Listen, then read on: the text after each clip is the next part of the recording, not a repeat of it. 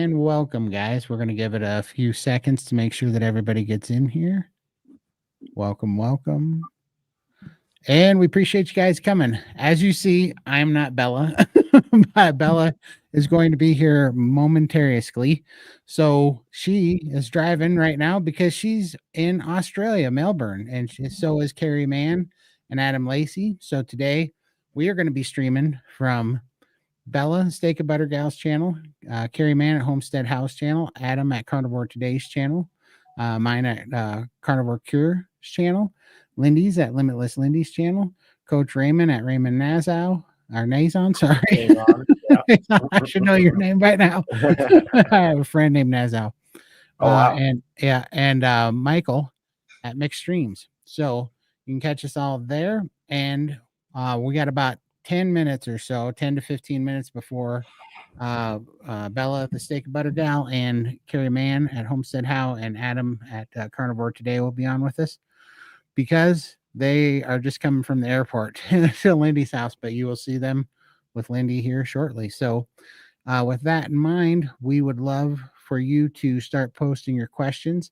Please put 3 capital Q's in front of your questions so that we don't miss them, and then we will star them and answer as many questions as we can get to today. And then also, as always, super chats will take precedent. However, today's going to be a little bit different.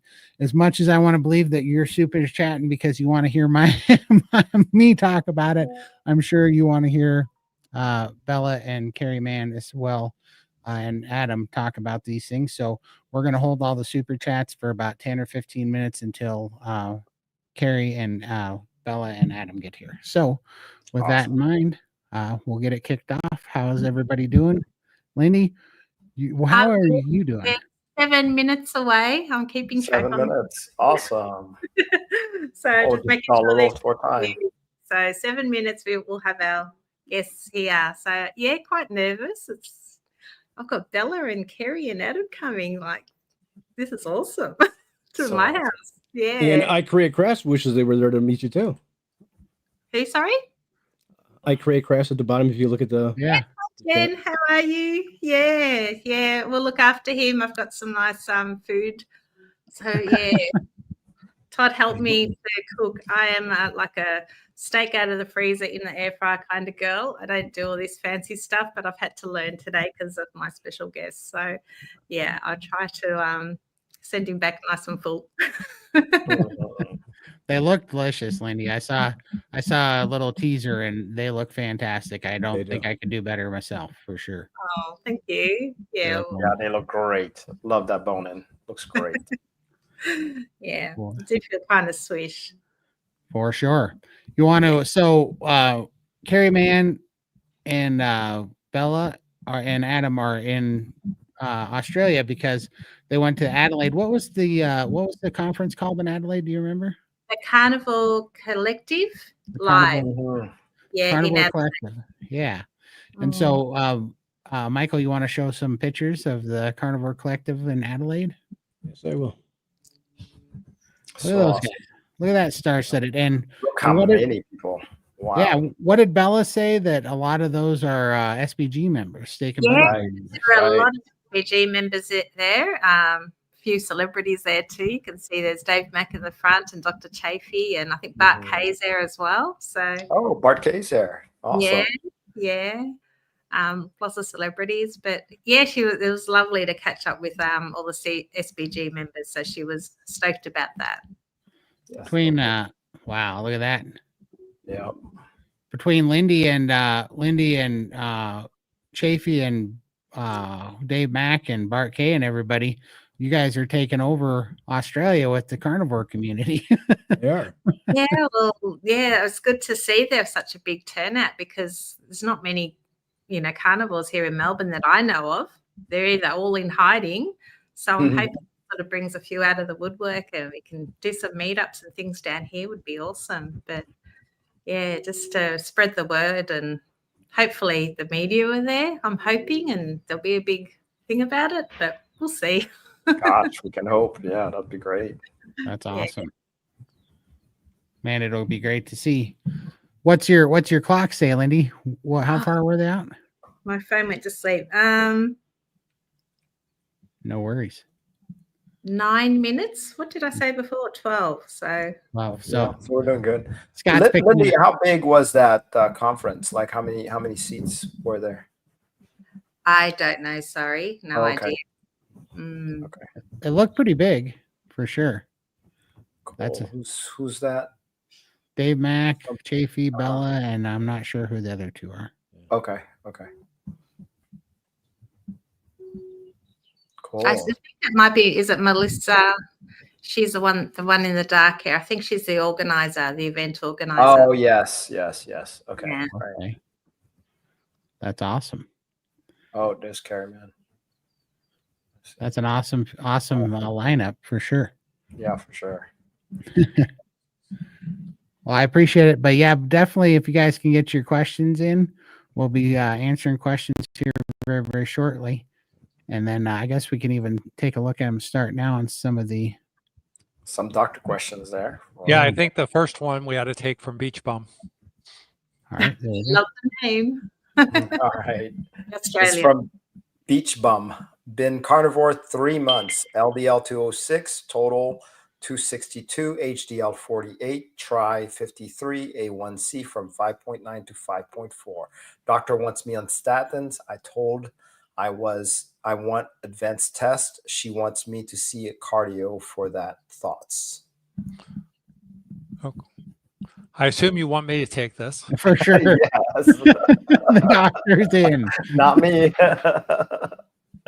So Beach Bum, first off, congratulations. These are very, very good tests. You have taken your hemoglobin A1C down from 5.9 to 5.4, showing that you're breaking the back of insulin resistance. I assume you probably had some metabolic profile going on or prediabetes from your numbers. And your HDL, I'd like to see a little higher. Over 50 would be great, assuming you're a male. And triglycerides of 53 is very, very good. Your LDL is a little elevated. That's pretty typical of a 3-month carnivore because you're using those LDLs to transport fats as fuel.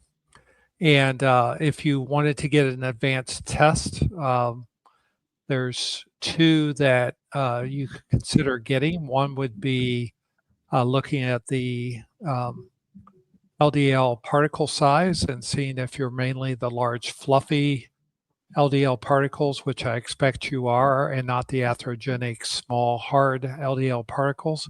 And a second would be to get a baseline CAC or calcium coronary artery calcium score, which is uses a CT scan, and that would create a baseline for you.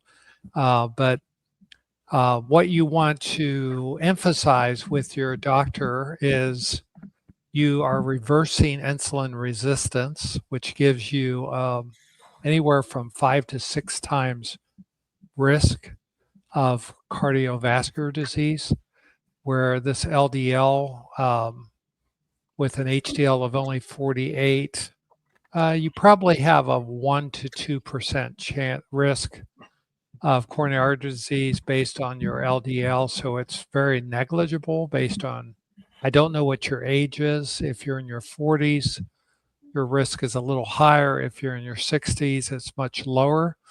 And you need to look at your risk from your hemoglobin A1C going from 5.9 to normal has reduced your risk from 600% risk or 6 times down to normal. So what you want to focus with your doctor is say, look, I've reduced my risk. That was 6 times, and you're focused over here on this LDL cholesterol.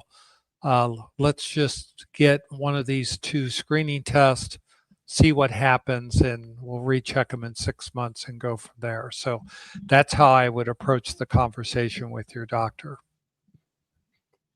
Any other thoughts from any of you guys? Well, I mean, I was going to say that exact thing, but then you said it. So You covered all of it. no, I think we'll take the doctor's word on that. That's awesome. Yeah. I used to have a very high A1C also. I was at 6.0, and now I'm right about 5.6. So, and my LDL did jump earlier. I am 7 years into carnivore. So my LDL is a measly 140. I was kind of hoping for it to be higher. My HDL is at 51. So it's right above. But my trig is about the same as yours. So I feel like it's been in best shape. I have been threatened with statins, but I don't really listen to I mean, I accept what they say, but I just don't take it. For sure. There we go. Hi, team. Have any of you ever had Hell's Devil's Itch from Sunburn? Any suggestion on what to eat, supplement to get rid of it? Hell's Devils. I'm guessing that's just when you have the blisters and a bad sunburn and you're itching yourself raw. I'm guessing that's what it is. Okay. So my mom actually had a cure for that because being that I used to have terrible skin before carnivore, I would get lots of blistery sunburns because I would either be pasty white or boiled blistered red. Those were the only two things that I ever was when I was growing up. And I don't know why. I have no idea what it's an old maid's tale or something that they say remedy. But if you take water, 50% water, or actually it was a little bit more than that. I think it was like 75% water, like 3 parts water and 1 part white vinegar. And then you soak a rag in it and you put it on the sunburn. I don't know what it does to your pores, but it takes all that sting and itch out of it for some reason. Look at that crew behind you. That. Bella's here. Bella, Carrie, Adam, the whole gang. Hey, how's it going? There's Adam. Hey, how you doing? There he is. Oh. Well, hey, you're ruining it for us, Todd. I know. You're doing it, I'm Todd. trying. I know. There we go. That's better. Adam. So this is Bella, there you are. Hello. Can you hear Glad us? you made it. Yes, we can. Can you hear us? Perfect. Yes, we can hear. Okay, cool. Max. We're live right now. Hi, everyone. Thank you so much for joining us. Carrie, come. Hello, everyone. Carrie's here. Adam is here. Carrie, Adam. Lindy. We're at Lindy's home. This is incredible. That's so cool. What a beautiful home. Yeah. Bella, how was it driving on the wrong side of the road? So trippy. I'll bet. Very confusing. And they drive on the other, they sit on the other side too, right with the side. wheel. Oh. The right side. Yes, the correct side. The correct side. Every time we turn, Adam turns the windshield wipers on, so Yes. we're figuring it out. Oh, that's funny. Okay. Should we? Wherever you want. All right. You can Lindy, sit you down. sit first. No, you sit. Okay, I'm good. Okay. I can bring another chair. Yeah. So I hope, Rem, I hope that answered your questions. But does anybody else have any remedies for itchy sunburns? If we can do this. I mean, I used to use aloe, but that was back in the days. So that was all I slattered on myself. I don't have that problem anymore now that I'm carnivore. I don't have the Exactly. itchy sunburns anymore. Me neither. I know. I live in Florida and I don't sunburn anymore. So it's kind of crazy. I just go straight to tan. It's crazy. That is awesome. Well, let's we'll finish that one up and then let's go ahead and see how was your guys' flight? Did you guys get settled in? Probably not, since how you just got through the door. So Carrie and Adam came straight from the airport, and Max and we landed around 8 a.m. and we went straight to our hotel room, and then we got picked up by Scott, Lindy's husband. Thank you, Scott. Yeah. That's awesome. Wait, so that's how'd you handle the time zone and the jet lag? How are you feeling right now? So I personally got 13 hours of sleep Okay, nice. from the flight LA to Sydney. I got 13 hours of sleep. Max didn't sleep much at all. He had 5 hours, so he's just been catching up, napping whenever he can. How about you two? Same with me. I got a couple hours sleep, and what did you do? 0 hours of sleep. I'm just now caught up, so it's all good. We're just about getting past the jet lag, and then it's going to be time to go back home and reverse it. That's awesome. So it's the AM over there right now, right? Mm-hmm. Yeah. Okay. Let me check what time it is. It is 12:45 p.m. here. Oh. Oh, okay. wow. Okay. Yeah. Yeah. Well, that is awesome. Well, And don't forget it's 6 months season away from them too. So That's right. How you enjoying the Carrie's heat? gone from Wisconsin to down under. So Yeah. As soon as I left, my wife texted me a photo, and it just started snowing. And what's it like over there right now? Is it? It's pretty beautiful. hot? It's a little rainy today, but I'm short sleeves, feeling good. And yesterday, the last few days, it's been really, really warm. Yeah. You guys Wow. had a heat wave here, something. Yeah, A heat yesterday. wave. Okay. Really hot. But today it's raining. It's nice. It's cooled down a bit. Yeah. So, Yeah. yeah. It was like 100 Fahrenheit, right? how was Adelaide? How did all that go? 4 degrees. Yeah. How was Adelaide? Well, what did you think of the event? I thought it was incredible. I loved it. I want to do another one. Really great energy. People were really excited to see, especially Bella Oh wow. and me and Carrie. Yeah, it was really awesome. Yes. It was. Do you know how many people was there? 300 all sold out. All seats were sold out. Yeah. Wow. Completely filled up, and just the energy and the passion. Everybody there, they were so passionate about this carnivore lifestyle, right? And every single presentation, people were so intent to learn. They were so, taking notes, all of them. Oh, so And cool. every single presentation was fantastic. It was amazing. Yeah, and it was a good variety too. You had some doctors, you had some individuals. Yep. One of my favorites was Dave Mack. Oh, Everyone loves Dave Mack, right? He's interviewed 850 carnivores now. So he shared his own personal story, and he got quite emotional. And then he shared stories, anecdotes from many other individuals. So that's pretty awesome. Yeah. And we got to film Dave for our documentary too. So we got to hear it twice. It was good. We filmed him first, and then he was at the conference. So it was kind of a nice dress rehearsal. So you did like a little show of your documentary up there? We did, yeah. We shared some clips, some behind the scenes, and then we shared like a 9-minute clip near the end. Awesome. Wow. That's awesome. That's great. Yeah. Yeah. I saw Todd. What's the plan for this live stream? I want to make the most of it. Are we answering questions? Are we just hanging out? Yeah. And- Well, we have some special announcements today. Yes. Sure. So I guess now's as good as time as any. So Michael, you got some pictures ready?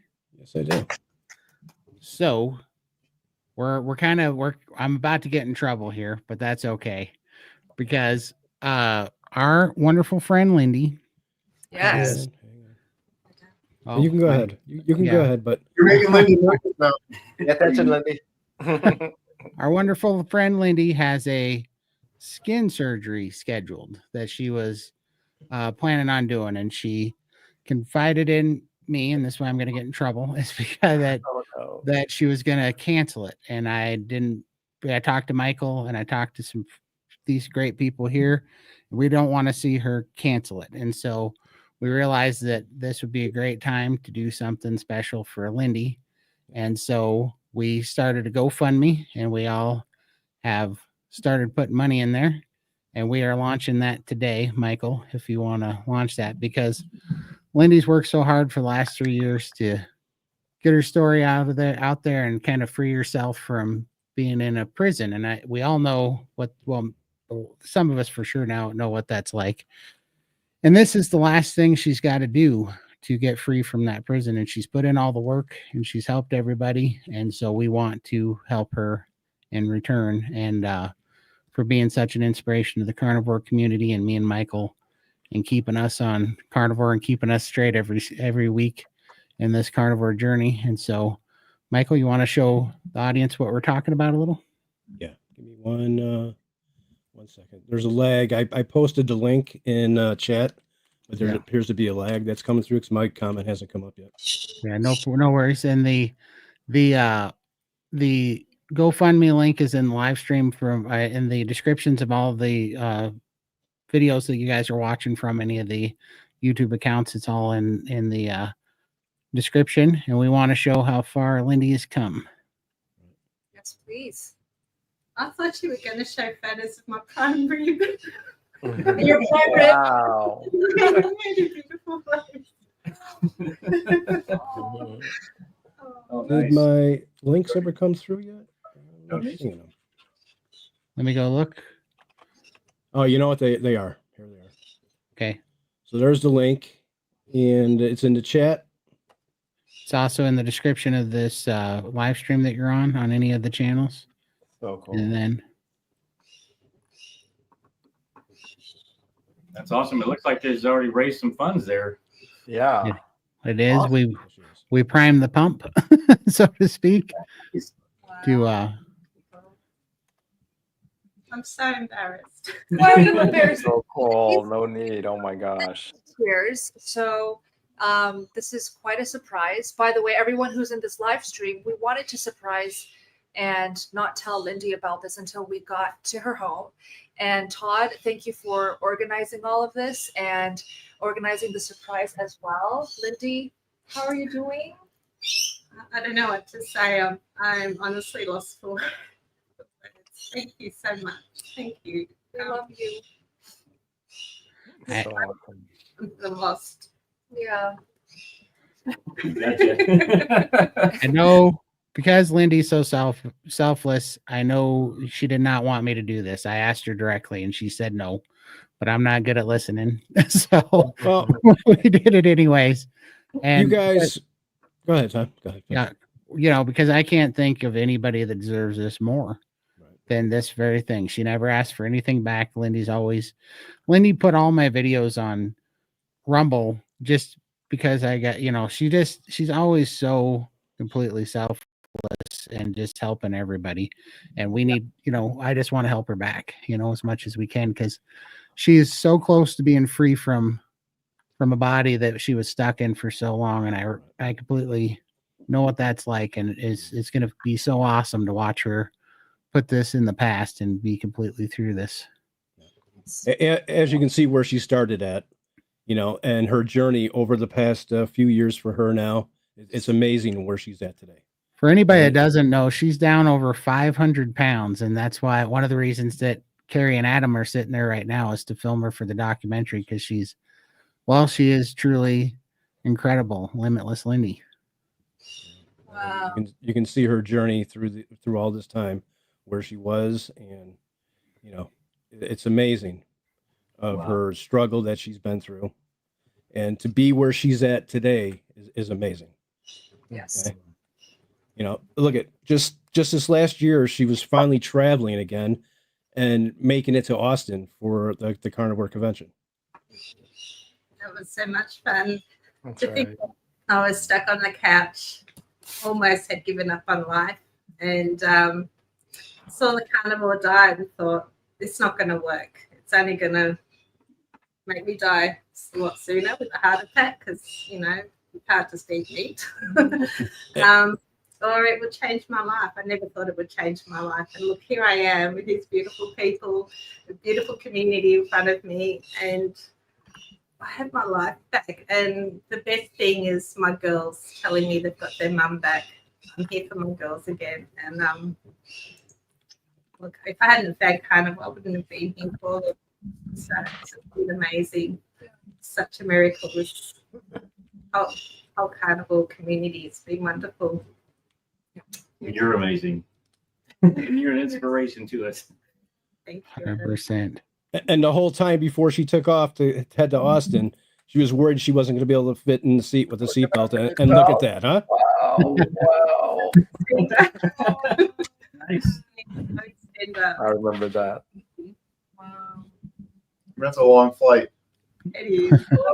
It's Todd, Really? you, me. Oh, Yeah, that's during the bat thing, right?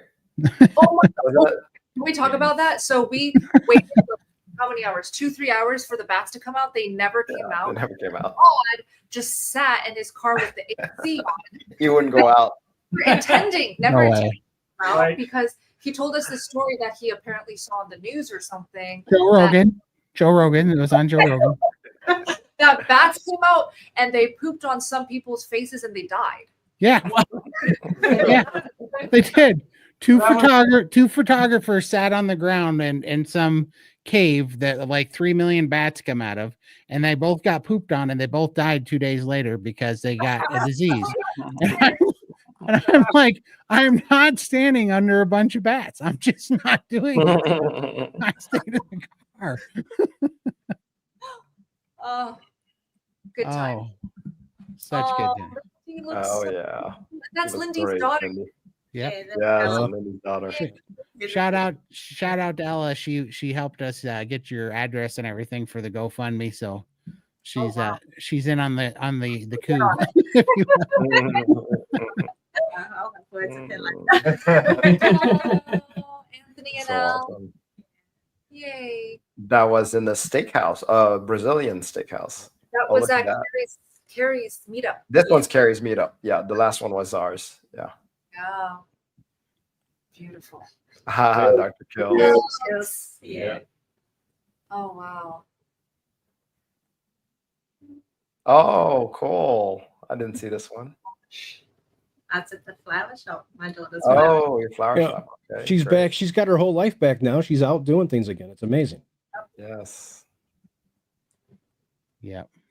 Oh, that's so cute. Oh my gosh. Yes, you get to pet the koala tomorrow. Yay. Will there be kangaroos? And kangaroo. Yeah. My girls keep texting me over and over again. Did you see a kangaroo yet? Did you see a kangaroo yet? They're not like wandering around everywhere. Oh, beautiful. It's a Japanese maple farm, I think. Yeah, Japanese blossom. Oh, yeah. Barbie. Yeah. Oh, Yeah. Oh, In a normal cinema seat I couldn't fit before, so now I can. oh. And then there you can see her whole journey right there. Wow. take a look. Legendary. Wow. Oh, wow. Yep. Amazing.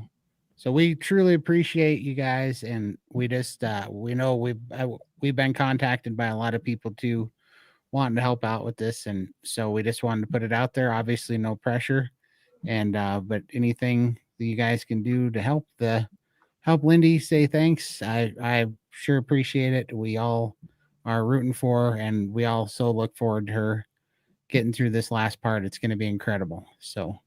Todd, I'd like to say a few words. So, Lindy, I always say Lindy is an angel, and every time I talk about her, I get moved to tears. And yesterday, when I did my presentation at the Adelaide event, Carnivore Collective, I shared Lindy's photos and before and afters on the big screen. I even read a personal message from Lindy that she wrote for me. And then I asked a question to all 300 people in the event. Who here knows Lindy's story? So many raised hands went up, okay? The whole entire crowd, they love you, they appreciate you. And so this is the least that we can do. The link, we'll put it in the description box as well. Let's support Lindy and make this skin removal surgery happen for her. Yes. Yeah, whatever we can do as a community to help Lindy. Yeah.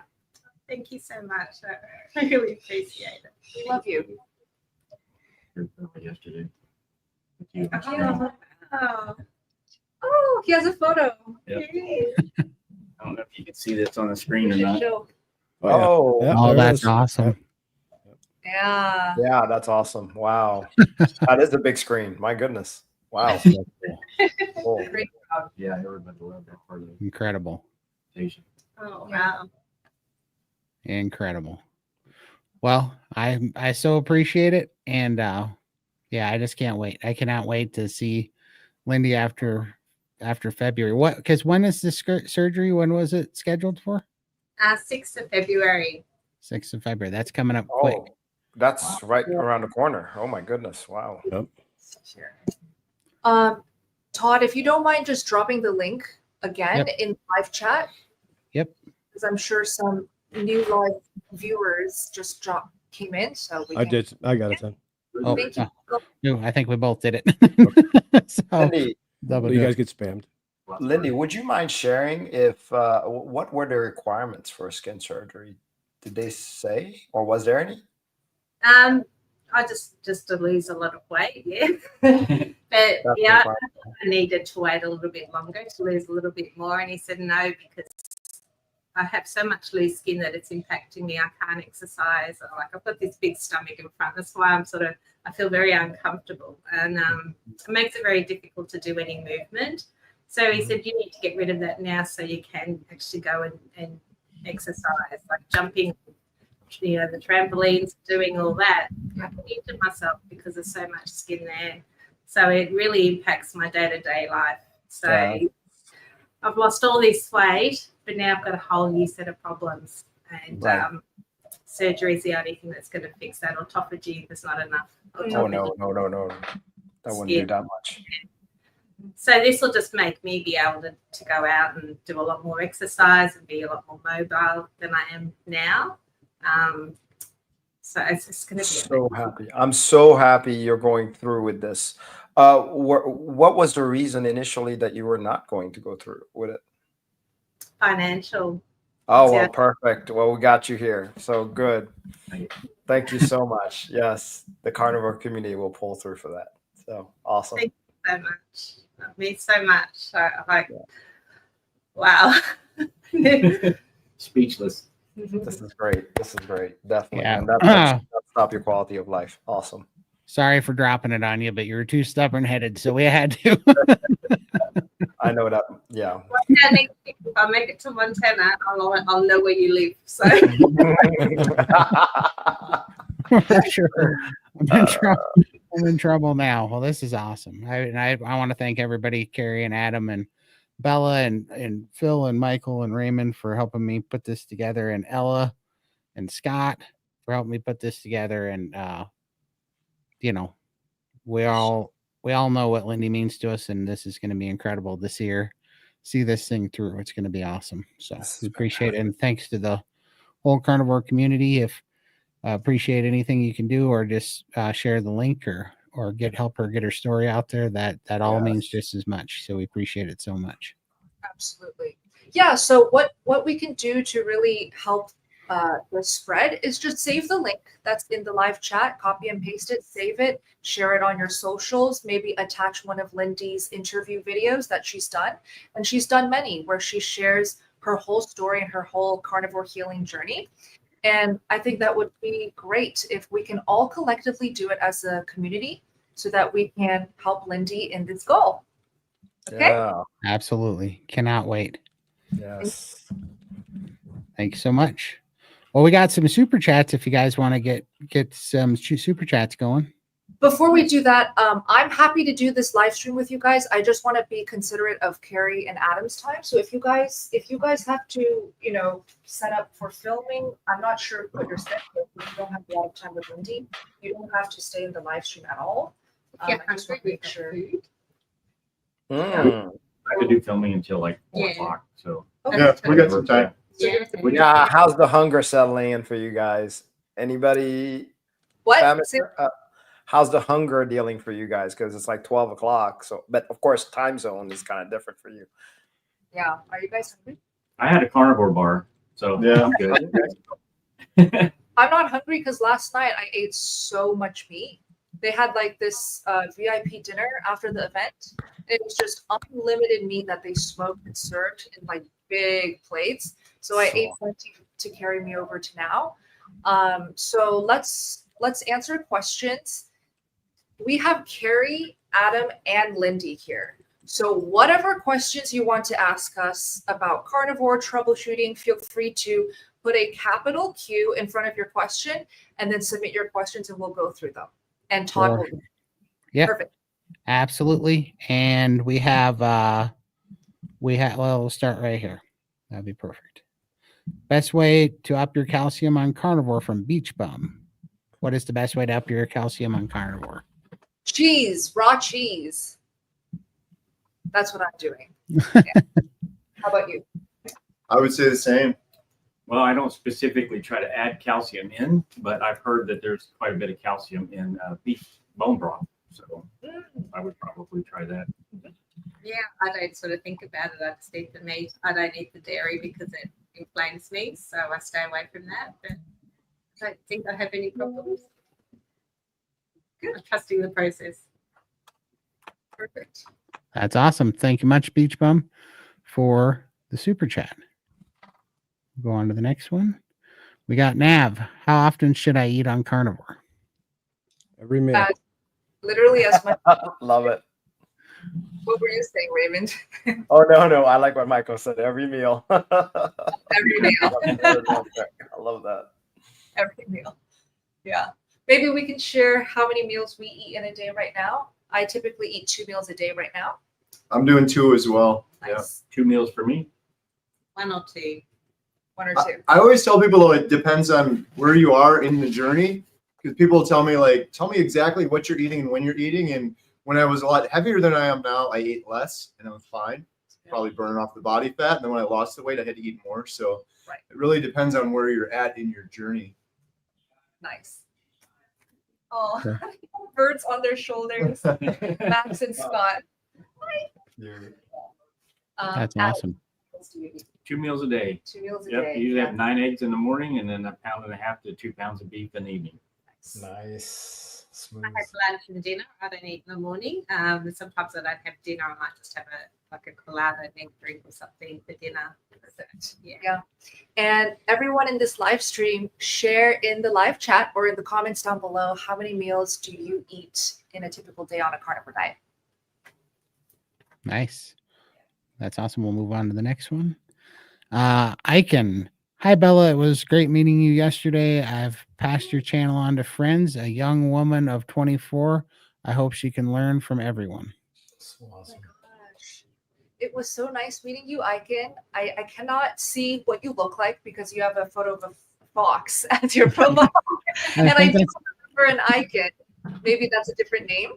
But this is like what I tried to focus in the presentation yesterday was to hopefully inspire young women in their 20s, teenagers, early 30s, because I really believe all women should be able to live their life without cramps during their periods. I believe all women should have a regular cycle, okay, without having to suffer with PMS symptoms. I want every single woman to be fertile, not have to worry about not being able to have babies. And I shared Rochelle's story yesterday. I shared Lulu's story yesterday.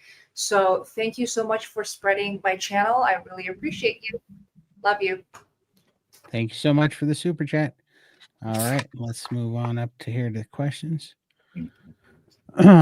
Struggling to start as husband is not interested. Any tips? Dorian Hickman. Just do it. I started and I was by myself. Obviously, it's a lot easier if your spouse is on board with you, but I wouldn't let that be an excuse to not ever do it. I'm so glad that I did it. And then they started, my wife and my girls started to see my example, and eventually they came on board with me. It doesn't have to be that difficult either if your spouse is still eating some sides and things like that. You can make the big meat dish and still have the sides, and they can have the sides and you just skip them. So it doesn't have to be that complicated, but I wouldn't use that as an excuse to prolong and not do it. I would just do it. Yeah, I agree. Mhm. Adam, is your wife or is your partner carnivore? She is not, but Okay. I was telling Carrie yesterday, she actually texted me and said, hey, why don't we do a rib roast for Thanksgiving instead of a turkey? And I'm like, Awesome. yes. Okay. Yep. So she's warming up to it. Yes. Yep. And Lindy, how about Scott? Not 100%. I call him my dirty carnivore, but I have to remind myself that this is my journey and I'm doing carnivore for a reason, and he'll get on board. I just lead by example, and normally at home he tends to eat carnivore. It's when he's at work that he might go off track, but he's very good in that way. He's very supportive at home. Good. Yeah. Yeah. But just lead by example, and remember you're doing this for a reason. It's your journey, and hopefully, you plant the seed and he'll join you. I did want to say that when I first met Max, he thought carnivore diet was insane. Like he thought I was killing myself. Just basically what the public, the general population thinks about a carnivore diet and people who eat only meat. And I think what really changed Max's mind was when he met fellow carnivores at meetups that I would go to and bring him, when I go to carnivore events or conventions.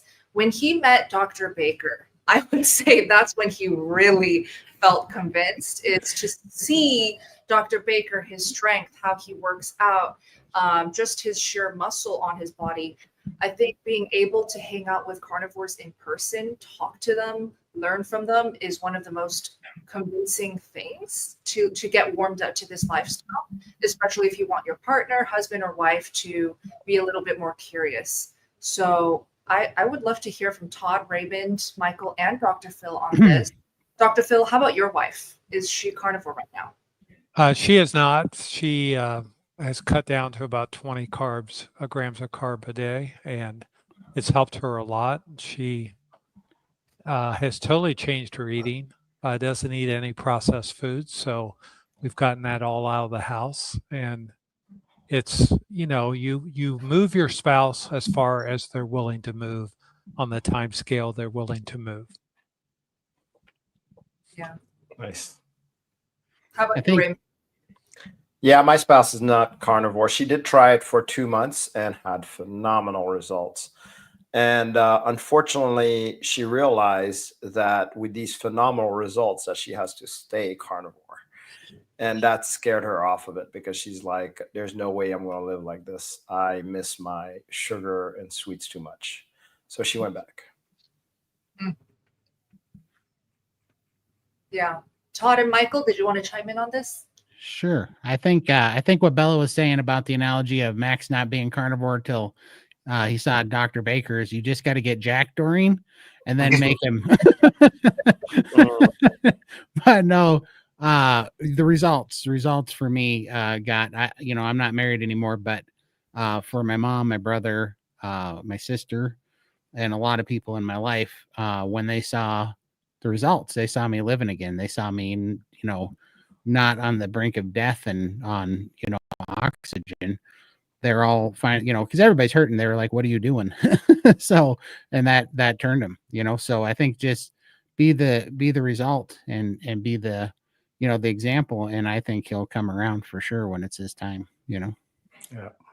Love it. And as for me, I know if I didn't find carnivore, I wouldn't be here today. So Yeah. carnivore saved my life. So. Heck yeah. That's enough said. for sure. That's awesome. Same here. Here we go. Estif is, I don't know what that word is. What is that? Sjogren's syndrome. Sjogren. Oh, Sjogren. Okay. I got you. Gonna get cured by doing carnivore recently.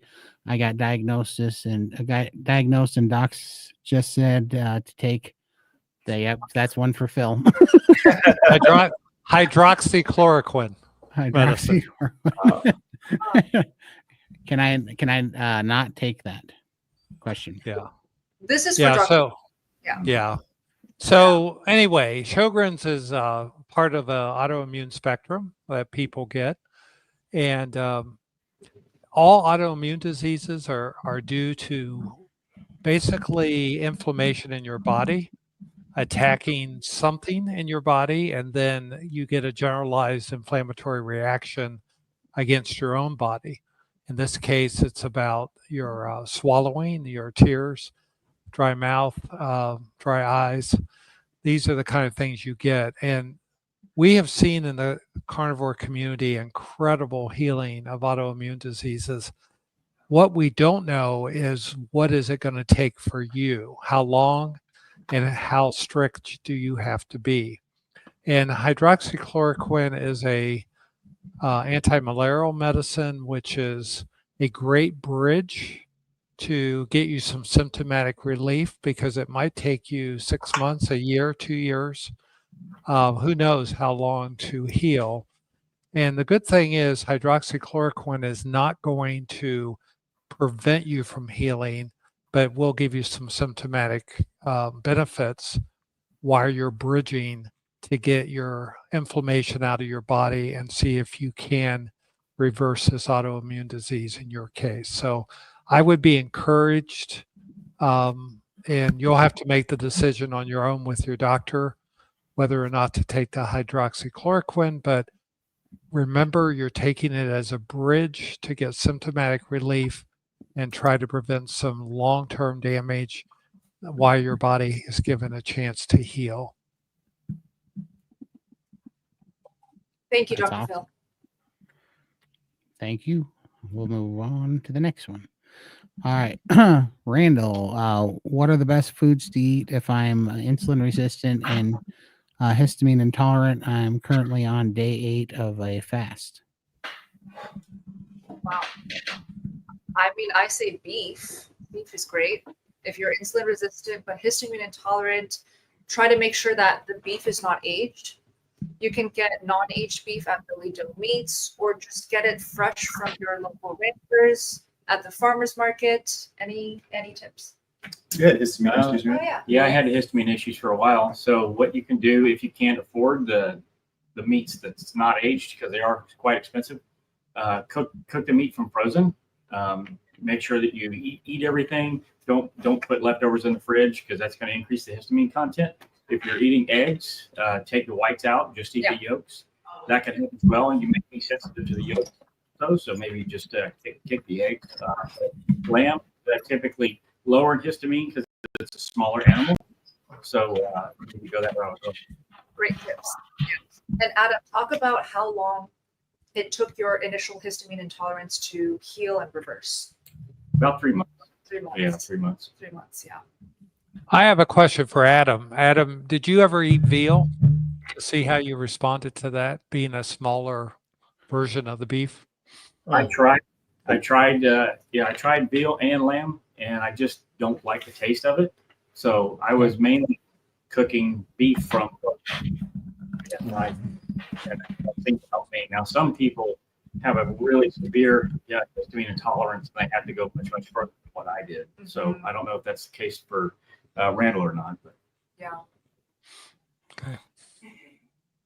Hope that helps, Randall. Those are great tips All right. from And we got our friend Sandra McDonald. I got a call back to doctor. I got called back to doctor after care plan bloods. Cholesterol absolutely top of range. Triglycerides elevated. Kidney numbers twice as high. Uric acid up. A1C within normal ranges. Help. I think this is for Dr. Phil, if you don't mind. Yeah. So none of this is ideal. Your triglycerides being elevated, I assume your kidney function is abnormal in that your BUN and creatinine are high. But a lot of times those numbers are high because you're fasting for the kidney test. And I'd be interested to know if those were really high or you were just a little dehydrated when you got it done. But your uric acid up is an indication of inflammation in your body. So you've got some healing to do. I would stick with it. Give yourself an opportunity to do more healing, get inflammation out of your body, eat lots of fatty meats, and probably add daily walking to get some movement. Really, congratulations for your A1C being in normal range, and see what you can do with those. Perfect. That's awesome. I'd chime in, but I don't think Sandra wants to take advice from me on this. So, let's see. Bella. I think we have a super chat. Oh, Yeah, there is. Yeah. Okay. Oh, there we go. I asked about, let's see, this is Nav again. Thanks, Nav, so much for the super chat. I asked about how often to eat because I'm told by carnivores to eat when hungry for healing, but I can do 2 MADs or OMADs even if I haven't healed from health issues. Also tips to go from 3 meals to OMAD or 2 MAD. Tips to go from 3. Okay, so let me just try to process this. So Nav has asked about how often to eat. He's told by carnivores to eat when hungry, yeah, for healing. But can I do 2 MAD or OMAD? So Nav, maybe you can follow up. Do you have healing right now, or you're pretty much good to go and you want to try out 2 MAD or OMAD? And he says, even if I haven't healed from health issues, tips to go from 3 meals to OMAD or 2 MAD. Let's just start with that last question. What are some tips that we can give Nav to go from 3 meals a day to 1 meal a day or 2 meals a day? Yeah. Raymond, why don't you start? Yeah. So on that strategy from 3 meals. So what we want to do is we want to go 3 meals. I like the idea of making sure that you're just comfortably full, or even at that point of comfortably stuffed. And you're doing it for a week. And what you're wanting to notice, actually, I prefer 2 weeks, but what you want to notice is the point where you just don't want to do it anymore. It's difficult. You forget to eat. That's when your signal to go to 2 MADs is. Then what you would do is go to 2 MADs for 7 days. I usually have a sequence of that. And then you'll notice that even the 2 MADs, well, sometimes you could easily skip the second one. You're enjoying the hunger at that point. And that's where you know that you're properly nourished. Then that finally you can go into that OMAD range. I don't like staying in OMAD because that's kind of like a limbo. So kind of like a OMAD, 2 MAD range, maybe OMADs in the weekdays, 2 MADs on the weekends, or however you want to shuffle it, but just enough to give the body a little bit of hormetic changes to give it a little bit of change so it can help you later on down the road, get it more efficient. Carrie, how do you go? Because initially you must have eaten more meals than 2 meals a day, right? Right. Okay, so how did you naturally go into 2 MAD? Gradually. Yeah, gradually. I know gut bacteria, gut biome, your body gets into routine. So doing it gradually, I think, is a great tip. Yeah. How about you? OMAD to 2 MAD? Yeah. It was really just a matter of once I lost most of my body fat, my hunger signals were telling me I need to eat more. So I literally had to eat more. I eat probably twice as much as I did when I was losing weight. Nice. Lindy? I'm a little bit different because I've got lactate restriction, so I can't sit and eat a whole big steak. I have to eat like a bird throughout the day. So probably not a good person to ask for that. Yeah. Well, I'll chime in for specifically females, though, just since we're on the topic. When I did 1 meal a day, OMAD, for an extended amount of time, it started getting very easy to undereat, because when I would get busy and I would just be so used to OMADs every single day and just so comfortable with that, and I would get too occupied with like my busy schedule, then when I eat and I don't really focus on eating enough and really eating a lot of fat, it can typically, you can just be in the danger zone of not eating enough, therefore affecting your hormones. So for females especially, make sure that you are eating a lot of fat, and make sure you keep tabs on, like, are you actually eating enough in general if you're doing OMADs for long periods of time. And Nav says not healed yet. So Raymond, do you still recommend for Nav, he's not healed yet, to still aim towards moving into 2 MAD and OMAD? Yeah, so that depends on your body, right? If you can and you're enjoying 3 MAD, stay there. If your body's saying, look, I would rather have that rest period, then go to that. So 2 MADs, you got to realize 2 MADs is kind of like where we start talking about fasting, intermittent fasting. And there is healing to go there if the body's ready, if the body's nourished. Flirting with OMADs is a great idea also, because it gives your body, your stomach specifically, a rest, but only if you're nourished. So the question is whether, are you nourished? Are you ready to go to that next step? Then take that next step, but don't stay there. Just like Bella said, if you go OMADs too long, you're going to tend to undereat. A lot of this is a balance between eating enough and also fasting enough. I haven't healed from health issues. This is Nav again. He says, I haven't healed from health issues. So I was wondering if I should eat when hungry or if I can do OMAD or 2 MAD. Yeah, I want to tackle that one too real quick, because hunger is tricky. Okay, so it depends on how long you've been carnivore and how well you know the hunger signal. In 3 MADs, this will teach you that. We're talking about you're eating when you're not even hungry. You're eating because the clock says to, until you just feel like you can't anymore. On the 2 MADs, though, you want to learn what hunger signals feels like. And in other words, it's nice to feel hungry. It's nice to look forward to that next meal. That's what you want to look for. So, but it's never at the point where it's like, I'm ravenous, I got to drop everything to eat. that's not a good sign. That's showing a lack of nourishment and you're not quite ready to go to that next step. So you're playing back and forth to just get it right and get to a point where you're comfortably doing a nourished, say, OMAD or 2MAD, or even, dare I say, skipping a day should you need it. So I have a follow-up question since we're on the topic. Would you say that you can get just as much healing from autophagy, from extended fasts, as something like priming, where you are intentionally eating a lot of meat and fatty meat, right? Like when you weigh which one has deeper healing, what would you say, Raymond? Yeah, it's a total balance. It's kind of like saying like, hey, I'm filling my car up with full of gas, right?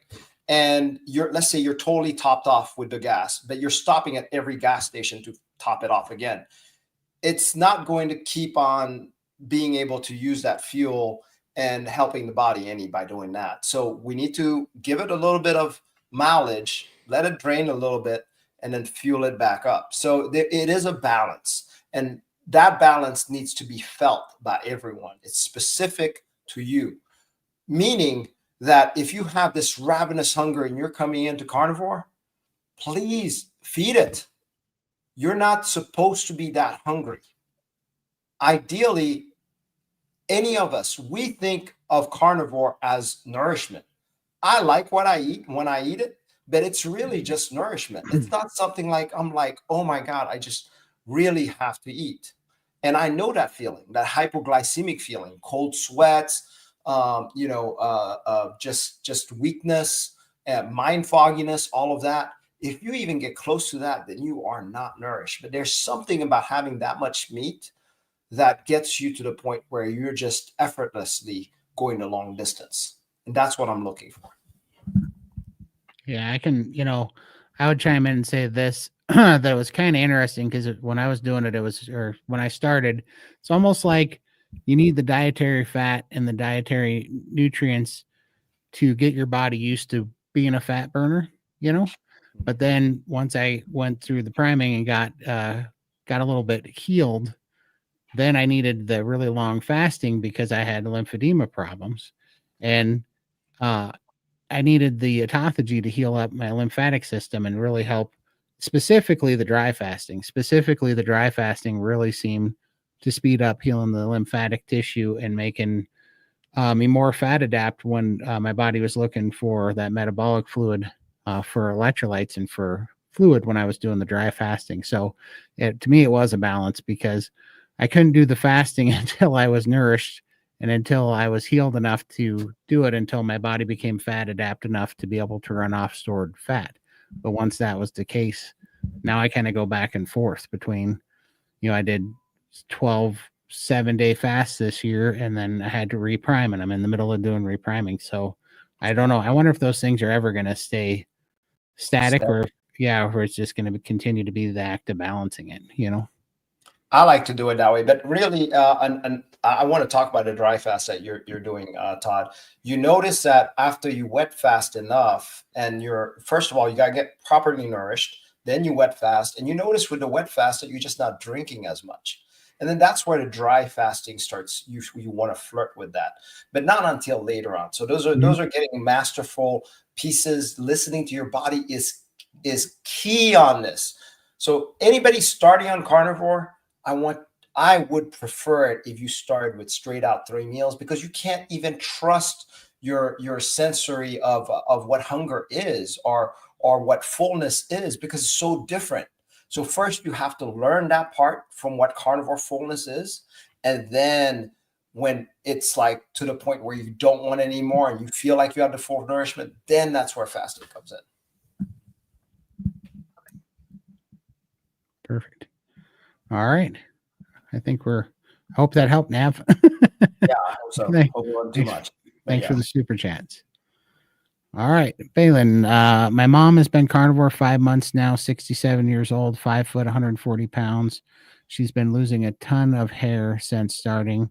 She's eating high fat, 80-20, so days 75, 25%, 1,600 calories roughly. Please help. Okay, so she's losing hair 5 months in. First question we're going to ask, I'm sure we're all thinking this at the same time, is she eating enough? Just because she's eating 80-20 or 75-25, oh, she just put the calories. 1,600 calories is not a lot. It's not a lot of food, No. right? Like Yeah, you would that's say really- that's that's kind of low. under eating. Yeah. So typically with hair loss, from my experience, hair loss happens a couple weeks after putting a lot of stress on your body. You can search up the term telogen effluvium. We can also have Dr. Phil talk about telogen effluvium. But when you put your body through a lot of stress, under eating is included by stressing your body out. Okay, that's a lot of stress on your body when you're just not eating enough for a long period of time. A couple weeks after that stress, for a lot of women, hair starts falling out and big gobs of hair. Lots of hair starts falling out. So that's my first thought is maybe she can consider upping the amount of meals that she's eating, just the amount of food that she's eating. 1,600 calories, even if she's 5 foot. Is she active? Right, 140 pounds. I don't know if 1,600 calories is enough. Dr. Phil, do you have any thoughts? I agree with you. The first thing that comes to mind is we're probably undernourished at this point, which is a common problem we see. And I would go with that as the first thing I would do.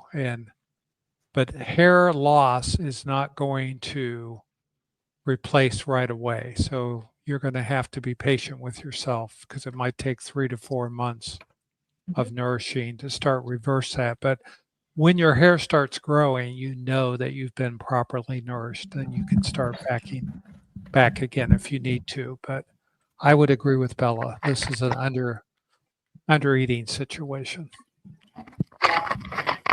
Oh, I see Core Coach Lisa's tip here. She says toxic hair products can also contribute to hair loss. So maybe that's something to look into as well. It's always worth looking at the products that you're using every day. And especially if you have other products in your routine, maybe cutting down, maybe just checking the ingredients in your shampoo, conditioner, hairspray, all of those things, and making a switch to clean ingredient list items could be worth it as well. But I think the root cause, like working on the root cause, which is most likely just not eating enough, is going to do the most like healing for your mom.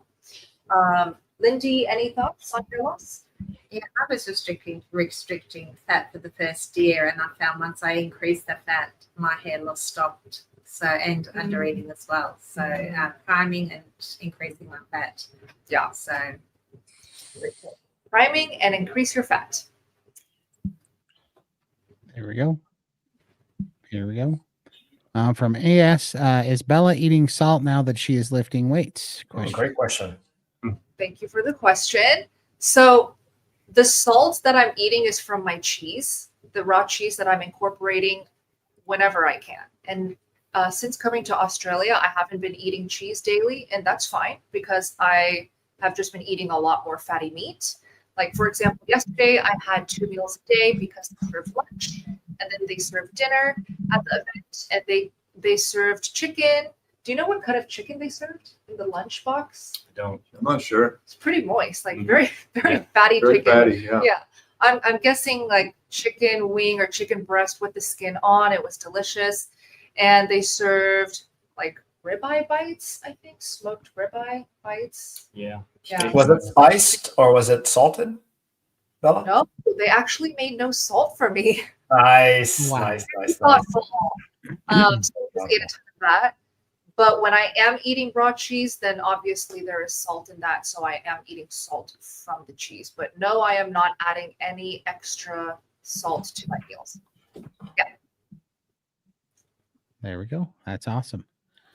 All right. We got Rose. Rose says, met Bella, Carrie, Adam, Dave, and Bart yesterday. They are all amazing, beautiful people. Awesome. There. Awesome. Nice to meet you, Rose. Thank you Yes. for coming. Yay. That's awesome. All right. Oh, I think we did this one. She must have put that one twice. Okay. I was gonna say so many awesome people we got to meet yesterday. You were saying this during your presentation, just Yes. how nice and kind everyone in Australia is. It's noticeable. It is. Honey, very- dear, love. It's Sweetie. very awesome. Sweet, yeah. We're It's all wonderful. being called these wonderful names everywhere we go by strangers. Like the moment I landed in Australia in the airport, the first thing that I was called was a sweetie. Okay. Girl in front of me, she was getting her luggage through the security, and she said, "Oh, I'm sorry, darling. Did I just bump into you?" I was like, "Wow!" So I'm being called darling and sweetie by strangers. It's just a very sweet, crowd of people here. I love it.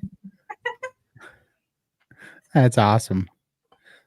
This one's from Cowboy. Says, what do you guys think of sugar-free barbecue sauce with allulose in it? Okay, sugar-free, but the allulose is like a Just sugar, sweetener. Let me just ask Carrie and Adam first. Do you guys use any sauces or anything with sweeteners in it? I don't use any. Even the artificial sweeteners, I had such a sugar addiction for so long, the cravings will start coming back. And I found, talking to a lot of carnivores that start carnivore and they try to do artificial sweeteners, they end up having sugar cravings for a long time. And I think it makes it a lot harder for them. So it's not something that I do. Yeah, I agree. No sauce on anything. I don't feel like I need them. And I don't know that I have a sugar addiction as strongly as what Carrie might have, but it's still, I just don't feel like I need it. I feel great eating steak. So that's awesome. How about you, Lindy? Yeah, I have a sugar addiction too, so I stay away.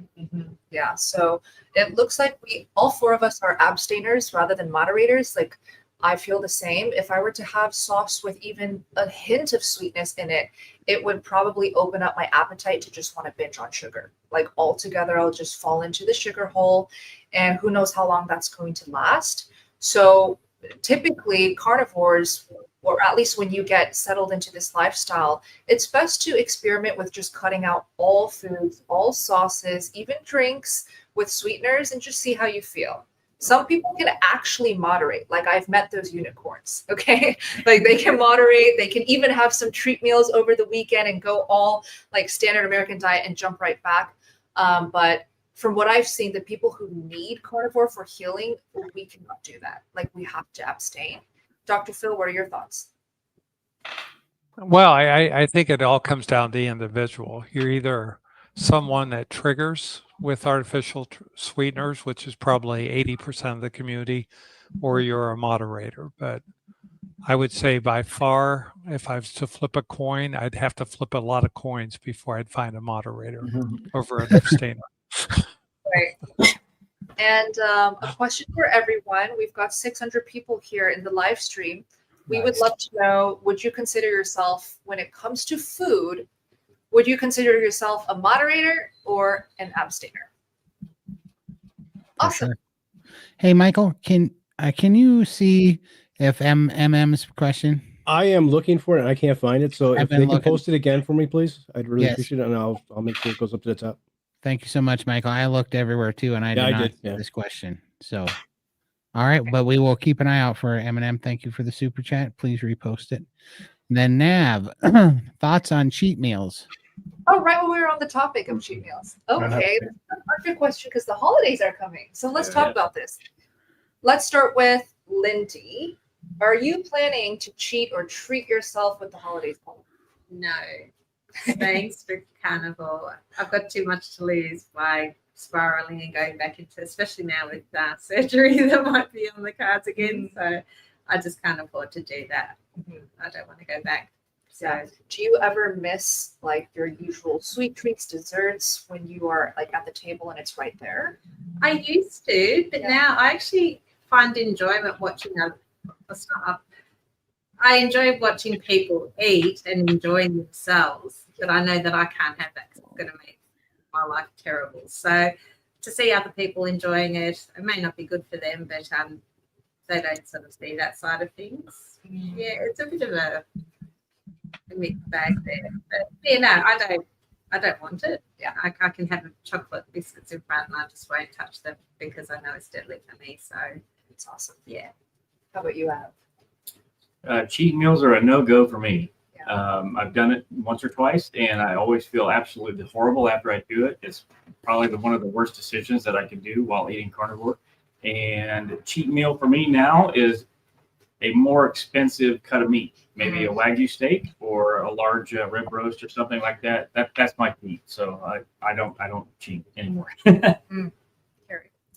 Yeah, no go for me either on the cheat meals. I did ketogenic diet for years and years, and I incorporated cheat meals, and so many times, and my weight went up and down and up and down, and the cheat meal would always turn into cheat weekend, into a cheat month, into let's go to the new year kind of thing.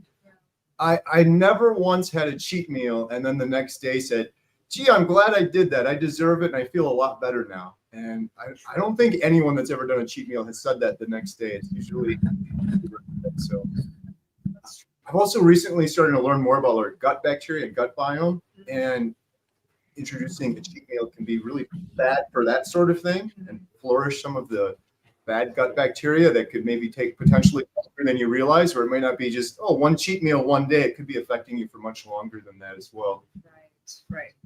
And look, Nav, if you feel tempted to have that meal, at least eat some fatty meat before the cheat meal, because typically, right, Nice. I know a lot of carnivores, they don't like the thought of never being able to eat something that they love, and it gives them anxiety, or it makes them feel very like FOMO, feeling of missing out.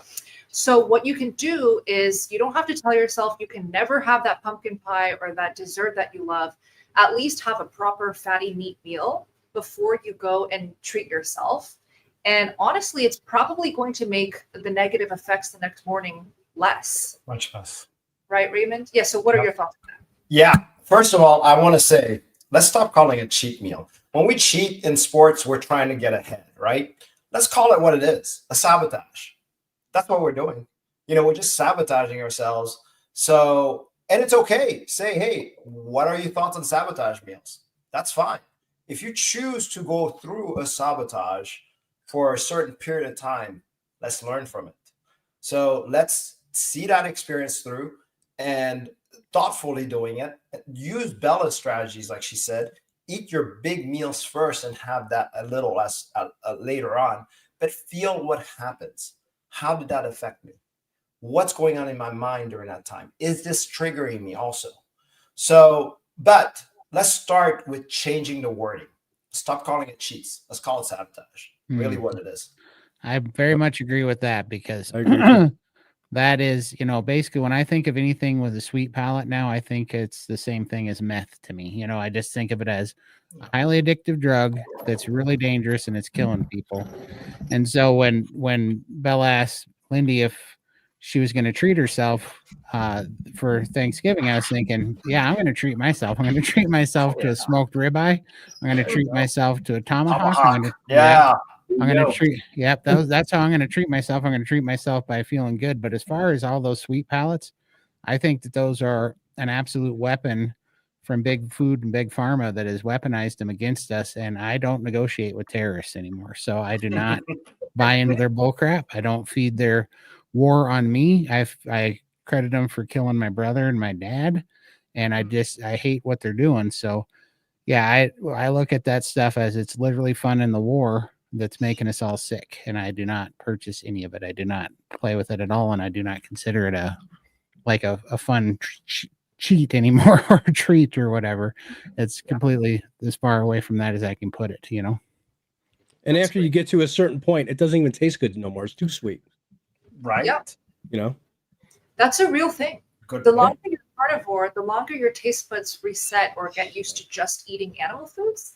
When you actually do eat the sugary food or the junk food, people keep saying it didn't even taste as good as I thought or as I remembered. Tastes like chemicals or something. Yeah. Even the smell's not as good. I don't know if you guys noticed that. Yeah, I see we got Eminem's question. Nice. There's our super chat, and there's the question. Thanks. I've been eating 1 kilogram of beef minced OMAD with cheese and eggs as condiments. Recently bought a jar of pickles. Love them. How much is it wrecking my diet to have 6 to 8 pickles slices a day? None. Yeah,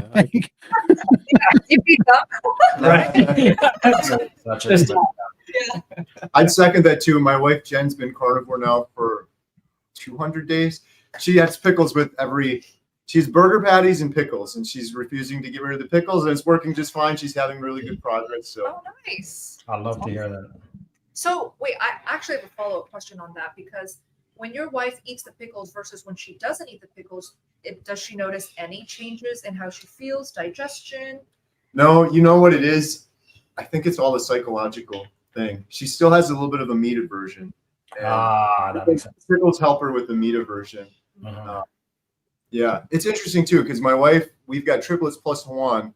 Yeah. And when she was pregnant with the triplets, she had crazy cravings for pickles. Wow. So I'm like, a lot of hormonal changes when you're doing carnivore. So I don't know if it's part of that too, but it's mostly just kind of the texture and Wow. the meat aversion. You know who else also had very strong pickle cravings during her pregnancy? Kelly Hogan. Really? Yes, yes, she talks about it all the time. Kelly Hogan, when she was pregnant with her, I don't know which kid she was pregnant with. She has multiple kids. She said that she had a bit of a meat aversion, and all she could tolerate or all she craved for was pickles. So I'm honestly I like, wonder if it's a sodium in it. yeah, maybe the sodium. That Some- that kid that kid didn't come out with 3 eyes or anything, right? So it's all her probably kids are. fine. Yeah. Do you eat pickles? I don't. I don't, but to answer MM's question, Yeah. how much is it wrecking my diet to have 6 to 8 pickle slices a day? Stop eating them and see. That's the best way to go about it, for sure. Yeah, If that's the only thing keeping you carnivore, keep it. True, that's true. Hopefully that helps, Eminem. There we go. Appreciate it, Eminem. All right. Let's see. I see one. I was going to answer this one real quick. She's a long-time listener. Hey, Todd, if 100 people show up to your 4th of July party, is that going to be okay? Wow. Absolutely. 100 Absolutely. people. 100 people. That's not enough. No, we're going to need way more. No, we built a 500-gallon smoker just for this such occasion, and we actually most years will get a couple 300 anyways. So I think B Dog wants to invite 100 of his people there. There you go. bring them on over, B Dog. We're Wait. happy to feed them. About this, Todd, because every time Carrie, myself, Adam, like we go to these in-person carnivore events and we share about it. I'm sure you guys get these comments and DMs. Is every time I post about it, people all over who are carnivores say, well, come to our city or come to our country. Like, well, we feel left out because you didn't come here. So we should just be talking about doing more in-person meetups and actually talking about it in advance, like well in advance, so the carnivore can plan for it. So would you actually be interested in hosting a Montana meetup? For sure. I took Dr. Phil's advice and I started talking to an event coordinator because I was going to try to do it 4th of July of 2025, but the event coordinator said not near enough time to schedule something of that size.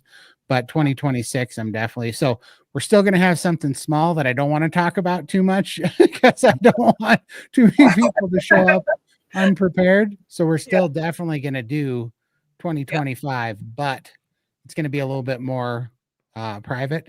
But 2026 for sure. I'm planning already of a real one for sure. Like as big as we can make it. So for everyone in this live stream and watching the playback, put your requests on where you would love a big meetup to be. Where are you all at, and where would you be willing to travel to for a big carnivore event or meetup? Also, Carrie and Adam do lots of meetups regularly. Do you want to talk about your next one? Yeah. When is our next one? The next one is in London. London. Wow. And when is it again?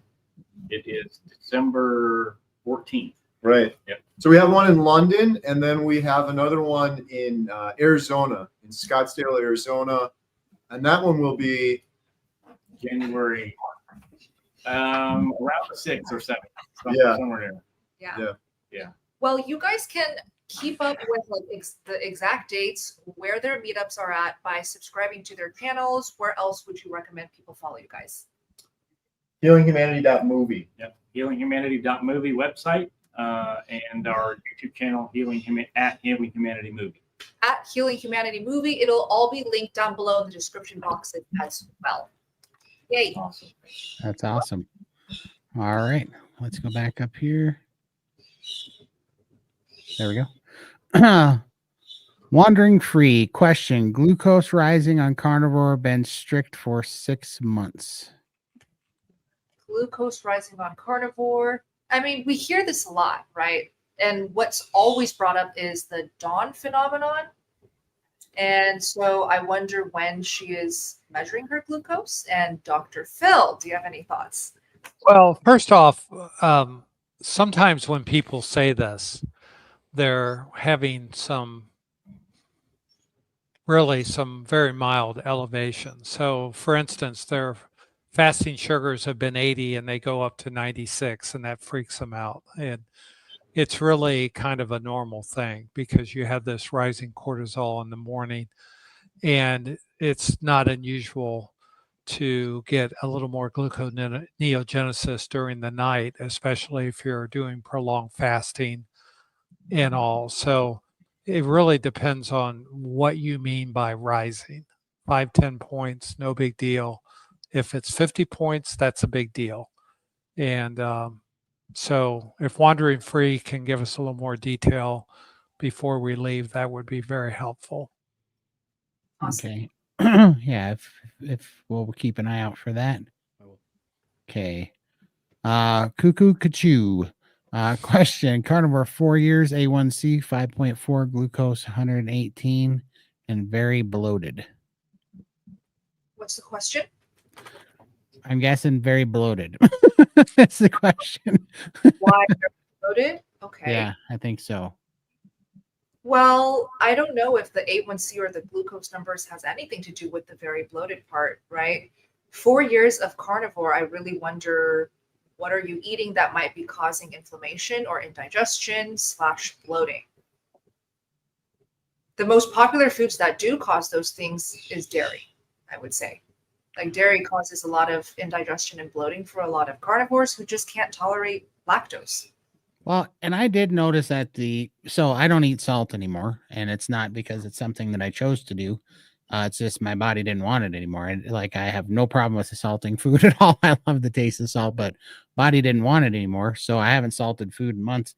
But one thing I did notice is that I would carry more fluid, and I felt like I had a little bit of bloating in my stomach at the end, not during the whole time, but at the end when my body started not wanting the salt anymore, I started to have bloating. And so I don't know if that could be part of it too. Maybe you're over salting your food and your body had enough, I don't know.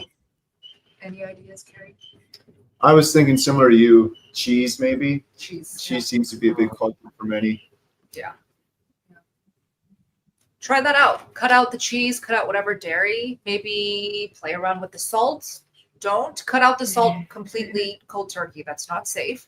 But play around with upping or actually lowering the salt like Todd was talking about. Keep us posted. All right. Let's see. Blinkfire question: You feel about full fast Monday, Wednesday? Oh, full fast on Monday, Wednesday, Friday, Monday. Greek olives, okay. Question: feta cheese, okay. Can only find pasteurized sheep goat cheese, I guess. So the first question is, how do we feel about a full fast Monday, Wednesday, Friday, Monday? So what is that type of schedule? Like what type of fast is that? 48s? It's kind of like an alternate day. Yeah, about 36 to 48. It could be 48. It depends. Okay.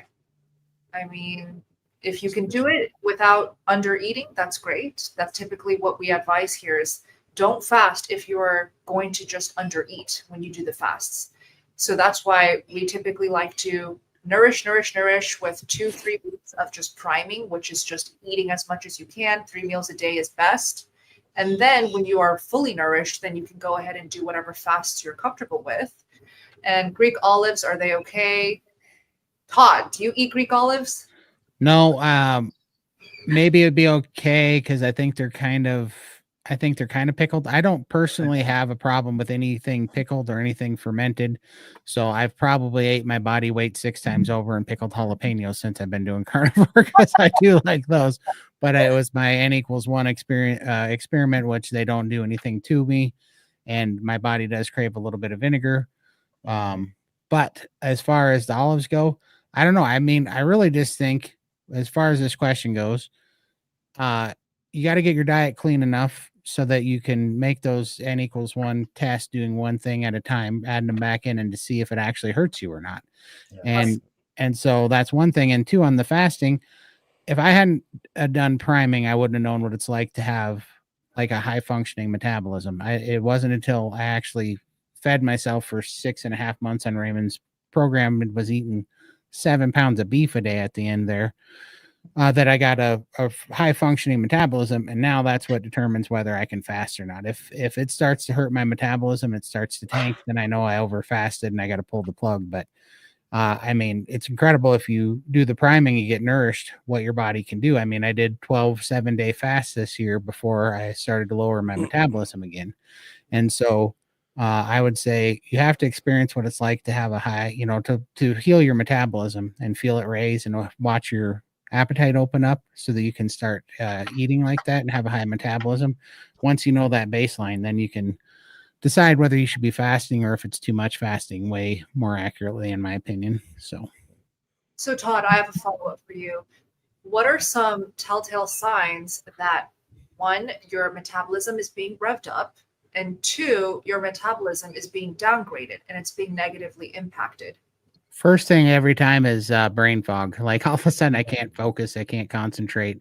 I'm having a hard time, multitasking at work or whatever. I'm screwing simple things up I shouldn't be screwing up, these type of things. I'm getting a little bit confused. I can't grab words or string together sentences or whatever. And that's the first sign that I know that it's starting to go downhill.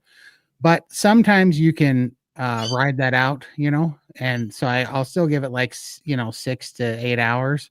But if that's followed up with getting cold for no reason, that just won't leave you, and you start getting chilled to the bone, then I know it's my metabolism crashing. And so that to me are the two telltale signs. And then that'll usually go into some kind of weird headache, lightheadedness. You're going to get lightheaded anyways. So public service announcement: when you're fasting, don't do deadlifts. I ended up waking up on the floor on my forehead in the gym when I was doing one of my 7-day fasts, because if you stand up really quick on a fast, you're going to get lightheaded. But that's not really one of the first signs I look for. But definitely the brain fog and definitely the chills are the two telltale for me when it's gone sideways. Nice. Yeah, and would love to know, Carrie and Adam, what's the longest fast you've ever done on Carnivore? I did 8 days. Wow. Okay. How did that go? It went incredible. I was doing pull-ups every day, maxing out. And by day 8, I was able to do more pull-ups than I ever have my entire life. I did more on day 8 than I did on 7 than I did on day 6, which I can't even wrap my brain around how that's even possible. I felt incredible by day 8. I wanted to just keep going. I felt euphoric, full of energy. My brain was firing like better than it ever has before. But eventually you got to eat again. So What did you end the fast with? Bone broth. Nice. Real slow bone broth, and then I think I had some eggs, and then I tried to wait a little while, but I had a big steak shortly after. How about you? I don't fast, so 24 hours is the most I've ever gone, and that was when I was losing weight. I could do 1 meal a day, and I tried to fast longer than 24 hours when Jeff did his 8-day fast. I was going to do it with you guys, but I couldn't do it. I got to like hour 25, and my stomach was literally like eating itself and turning it inside. And I'm like, I have to eat. There's no possible way I can do this. Yeah. I mean, some carnivores just don't need to fast, or they can't really fast. Lindy, do you fast? Not usually. I did do a 5-day fast in January, and I did struggle towards the end because I can't climb enough to be able to do the 5-day. Right. But I did feel amazing. One thing I think about with fasting, I want to do it more often. I'm learning more about it myself, but I always go on whatever is ancestrally appropriate or whatever humans have done since the start of time. And I feel like it'd be more random, which I think is kind of what they were saying there, or maybe doing a full fast Monday, Wednesday, Friday. I've thought about doing that in the future, like maybe randomizing it a little bit. Like humans would have found a big animal and they would have feasted and then they would have fasted for a while, but it wouldn't have been like so regimented. So. Right. Kind of like sporadic, whenever is convenient, or whenever they maybe won't be able to get meat for long periods of time, like how the hunt do, right? And Raymond, you talk about this all the time, the feasting and fasting philosophy. You always tie it back to our ancestors and how they would do it. So typically, how do you approach longer fasts? Do you time it intentionally? Yeah, on the longer fast, the most I like to do is like a 5-day fast for myself, and I do that probably like a yearly. But on the longer fast, I like to time an appropriate priming time before I go into the longer fast. I actually don't like any white knuckle fasting. I like it to be very simple, like I don't even realize I'm fasting. That's kind of my way. And I notice it is on how you eat that creates the fasting part next. So, and I know from watching Todd, I mean, he does it so easily. So, you know, I've seen other people that I've told, hey, prime properly, you'll fast properly. You know, so it's not just me. You know, a lot of people are like, oh, that first 25 hours is so difficult. And then they're like, oh, that 48 hours is kind of challenging too. But I go through those like nothing. So that's the one actually I like when I do alternate day fasting. I'm constantly flirting with those ones, the hardest ones that people consider. And to me, those are just no big deal. Nice. Yeah, very, very eye-opening about fasting. I love fasting talk because, you know, I've done rolling 48s because I loved it under the guidance of Raymond. But as time goes on, or as the longer that I'm carnivore, I'm starting to realize fasts are not very compatible with my body right now, especially if I'm going to lift weights and try to be more active. Maybe it's just where I am at with my metabolism and hormones right now. But if I do a fast any longer than one meal a day, I can already feel I'm under eating. I'm getting the negative symptoms that Todd was talking about. So that's why I almost have to work hard and eat 2 meals a day, even if I don't want to sometimes, with the activity that I'm having now. So a question for everyone in this live stream: what is your favorite length of fast? Any length. Share in the live chat. Real quick, guys. I'm gonna have to drop out if that's okay. Oh, So, this is a good time for anyone who needs to drop out. And also, Carrie, Adam, you don't feel like you have to be here the whole time. Like these usually run for what, Todd? We don't have to do it that. Yeah, 2.5 to 3 hours. But today I think we're trying to make it 2, being that you're in. Before we head over here, I want to check on the GoFundMe to see how that's doing. Oh yeah, let's do that. Absolutely, Michael, can you pull it up for us? I sure will. You are the man. Yeah, let's see if that helped out a lot. It's coming right up, guys. I gotta go see your bird. Wow. Oh, wow. Over 3,000 so far. That's I don't know awesome. what Australian dollar is, but that's great. Awesome. So what was it at? Like almost like two? Was it even at 2,000? It wasn't even that. No, it wasn't. So this is awesome. And This is great. yeah, no, this is an awesome start. We're about 10% there. And I completely, man, this is just awesome. See you guys helping Lindy out. This is going to be incredible. Thank you, everyone. Oh, Lindy, say a few words. Sorry, I'm thinking about this. Just say a few words. A few words. Thank you so much for your support. Means so much. Thank you for this. Yeah, I'm making Lindy shy, but I'm going to speak for Lindy here. Okay. So Lindy's family is incredible. Lindy's daughters, they're so loving. They're so sweet. There's like this whole family is so humble, and they never ever try to be a burden on anybody's life. But this is an opportunity that will really change Lindy's life and her future. And she's already lost 500 pounds, guys. This is incredible. Every time she shares these stories, people's jaws drop. People feel like, wow, if Lindy can do it, then I can. She's giving hope to so many people. So as a community, this is something that we can give back to all that she's done for us. Any words, Carrie? I think you're awesome. I remember the first time was the 10-hour live stream you came on. Yeah. I think so. Yeah, I was like, you should be called Legendary Lindy. Legendary. Yeah, I have anyone that's watching from my channel, the link to the GoFundMe is in the description. Please go support Lindy. I did it myself. I think you're incredible. You're inspiring so many people. I don't think anybody deserves it more than you do. That's right. Yeah. You deserve it. Yeah, Such a thank you. beautiful soul. She would do anything for anyone. Yes. Yeah. So if you haven't yet, consider, even $5. I mean, it would really bless this amazing woman. So, and if money's tight, like Bella said, share it with everyone. Post it on social media. Yes. just copy and paste the link in the description box of the live chat and share it. You don't necessarily have to contribute financially, but just by spreading the word and attaching one of Lindy's videos or interviews, I feel like will go a long way. So thank you guys. Awesome. We're gonna go. Yeah. Adam and I are going to work. All right. Very Got good. it. There you go. Thank you Word. so much, guys. That's my chance to hop out. We'll see you. Thank you. Bye. See you guys. Thank you so much. Thanks. Hold See on you, the Raymond. fort. See you. Take care, Raymond. Take care. Thanks, Mike.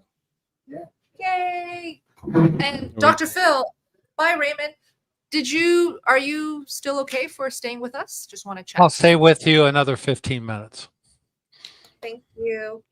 All right. So Gunther, I'll read these questions. Thank you so much. Hi all. Me, 100% grass-fed lion, 2-to-1 fat to protein ratio in grams, 6 months, 2 meals a day or 3 meals a day. Big energy crashes after meals, especially the first meal. I will use a CGM starting tomorrow. What are good and bad CGM numbers? If you don't mind, Dr. Phil, tackling this.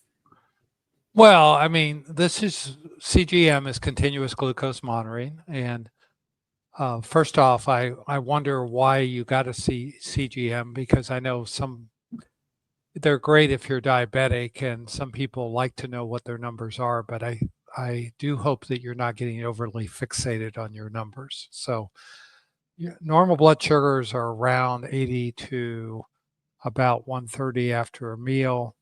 It should not go more than 150 after a meal. But often as a carnivore, I have done some spot glucoses before that have been down in the 50s and asymptomatic. So what you're really looking for is trying to get more consistent blood sugar readings throughout the day and not big fluctuations, big increases after meals in the half an hour to 2 hours after the meal. So if you're doing that and you're getting 50 points or more going up, you're probably getting hidden carbs, or you're getting more more protein than fat, and having some gluconeogenesis. So I would, first off, I don't encourage CGMs for the non-diabetic person. And for carnivores, they're very helpful for ketovores and ketogenic people because they're going to be eating more carbs. But as a carnivore, you should see normalization of your blood sugars pretty quick. So I don't want people to go out and buy CGMs just because Gunther SB did. Michael and Todd, do you guys use a CGM?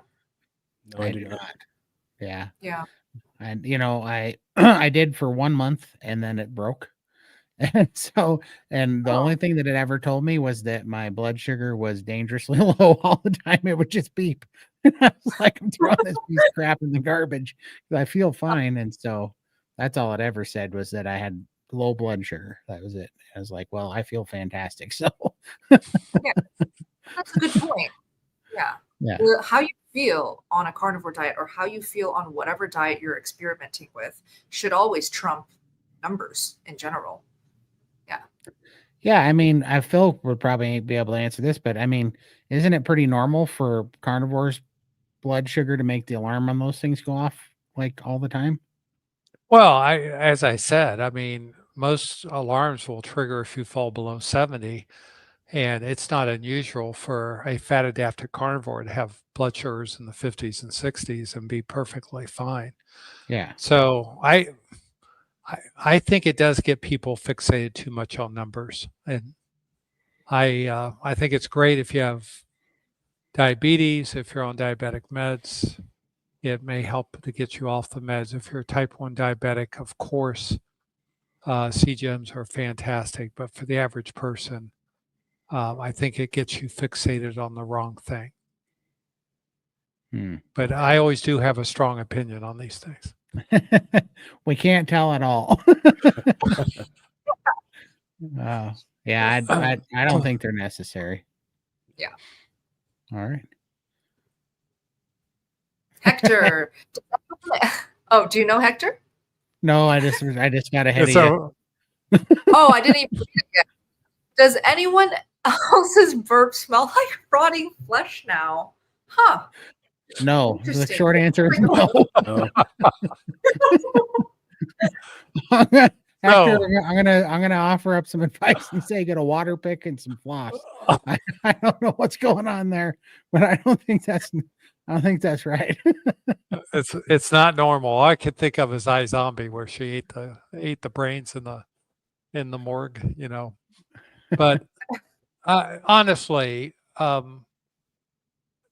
dental care is very, very important if you're getting the sense of rotting flesh, and if you haven't had your teeth cleaned recently. But now let's go down to the stomach and the gallbladder and talk about that, because some people get acid reflux, which should be more of a burning, but there are people that get bile reflux, and that could very well be what this person's having.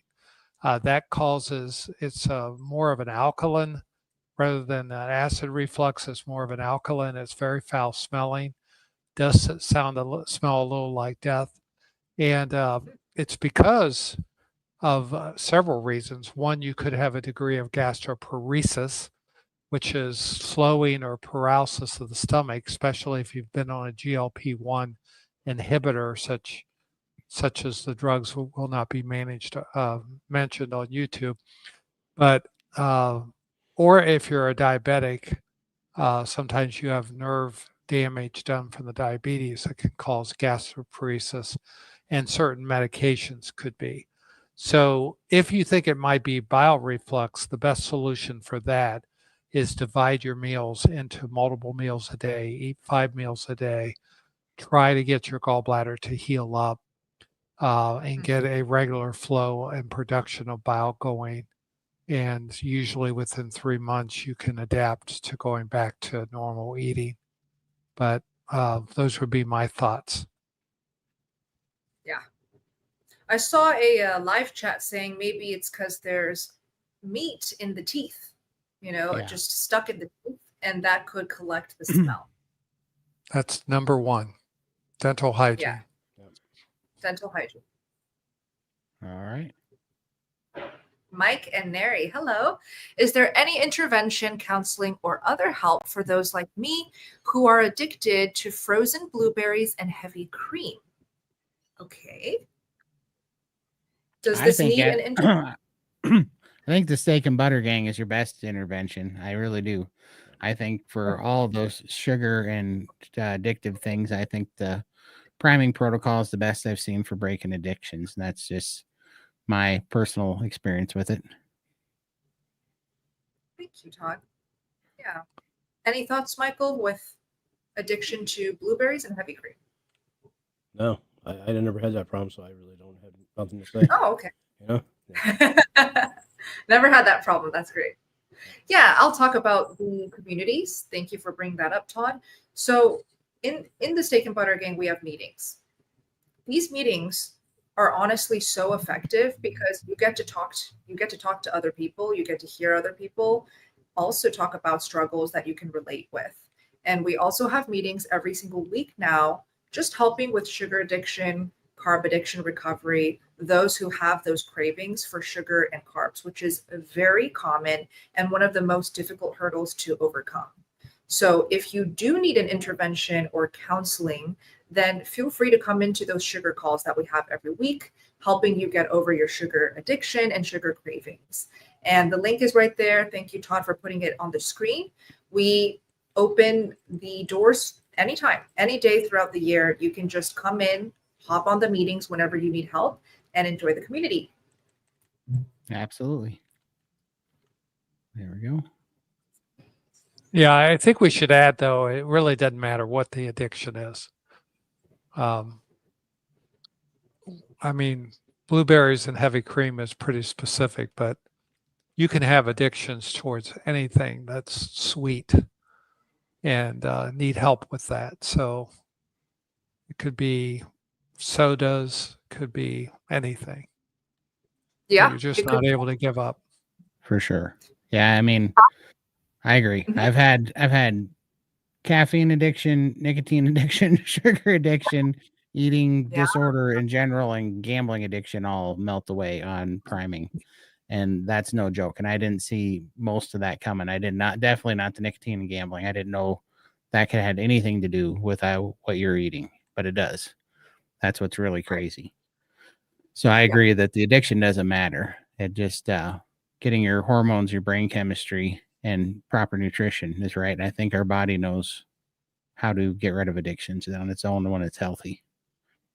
You know, that reminds me of a quote that I always like to bring up from Dr. Wiedemann, Lisa Wiedemann, also known as the Carnivore Doctor. She says this all the time. The opposite of addiction is, Todd? I don't know You it. No, I don't. I've never heard it. That's Okay, funny. the opposite of addiction is community. She Oh. always says. Yeah. That's awesome. Well, that makes sense. That makes a lot of sense. Yep. For sure. Well, there we go. I guess that's why I'm addicted to the SBG community, because all the time I used to spend doing bad things, I'm in there now trying to tell people not to do bad things. Hey, if it works, it works. For sure.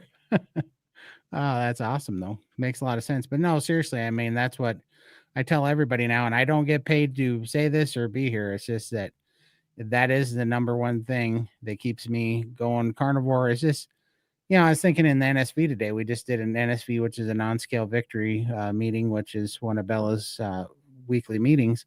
And I do love those the best because, when you're seeing actual change in people and they're getting freed from stuff, I don't care how many of these follow the science studies and epidemiology studies that people quote.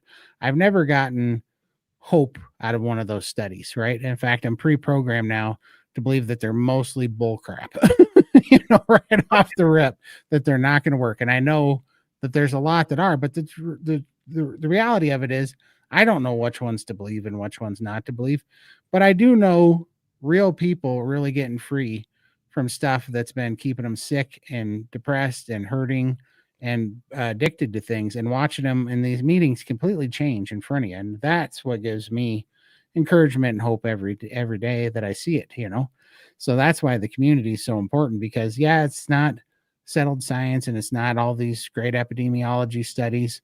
And we have Dr. Phil that can tell us which ones of those to believe on a daily basis, keeping us all straight on the right path.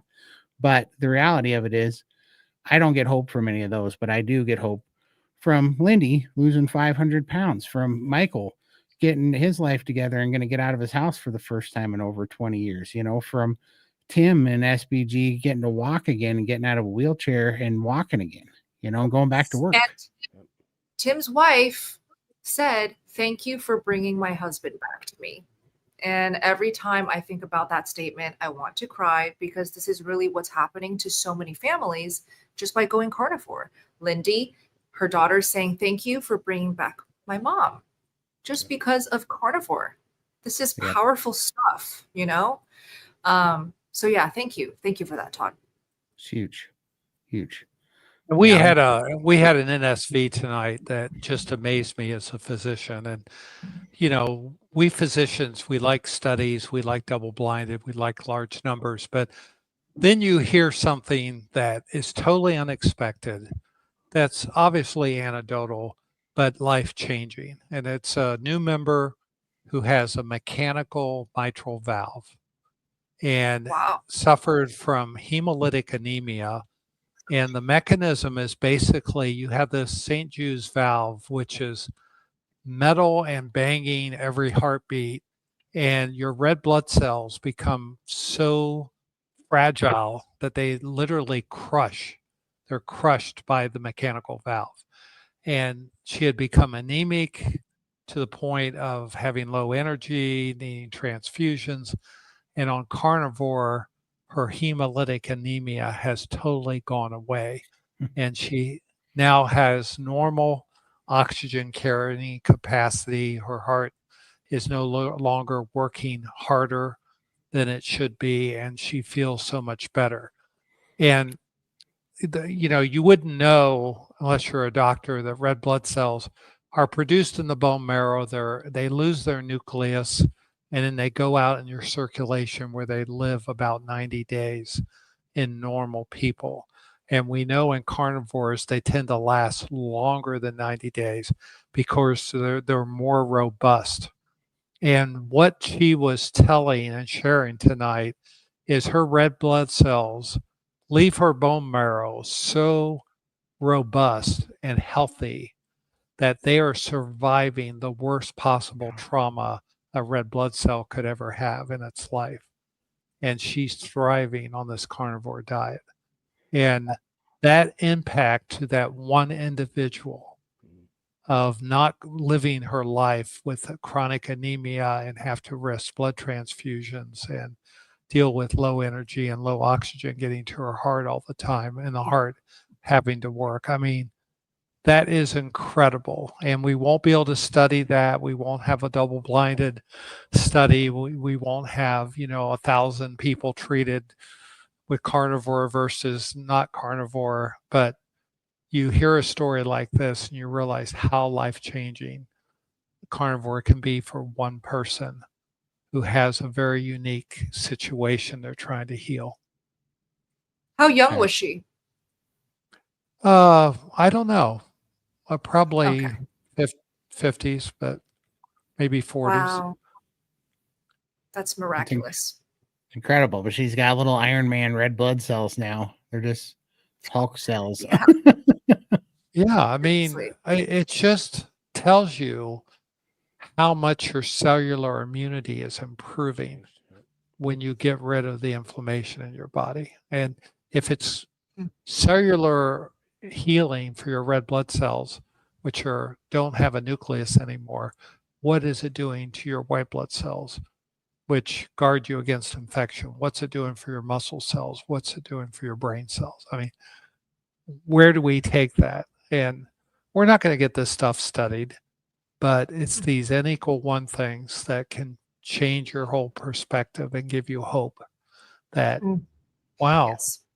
that's totally unexpected, but what a cool non-scale victory to share.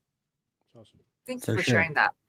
Yeah, That's so awesome. you guys kind of gotta experience it yourself. But I mean, if you're out there and you're trying to stay on carnivore, but your family's telling you this is crazy, it's a fad diet, and people at work are telling you it's crazy, it really does help to have some place to go where you can see the actual results with your own eyes, and you can see all these people that have nothing to gain from showing this. They're just genuinely had their life changed, like generally realized that they have another shot at doing this and came back from something they didn't think they were going to come back from.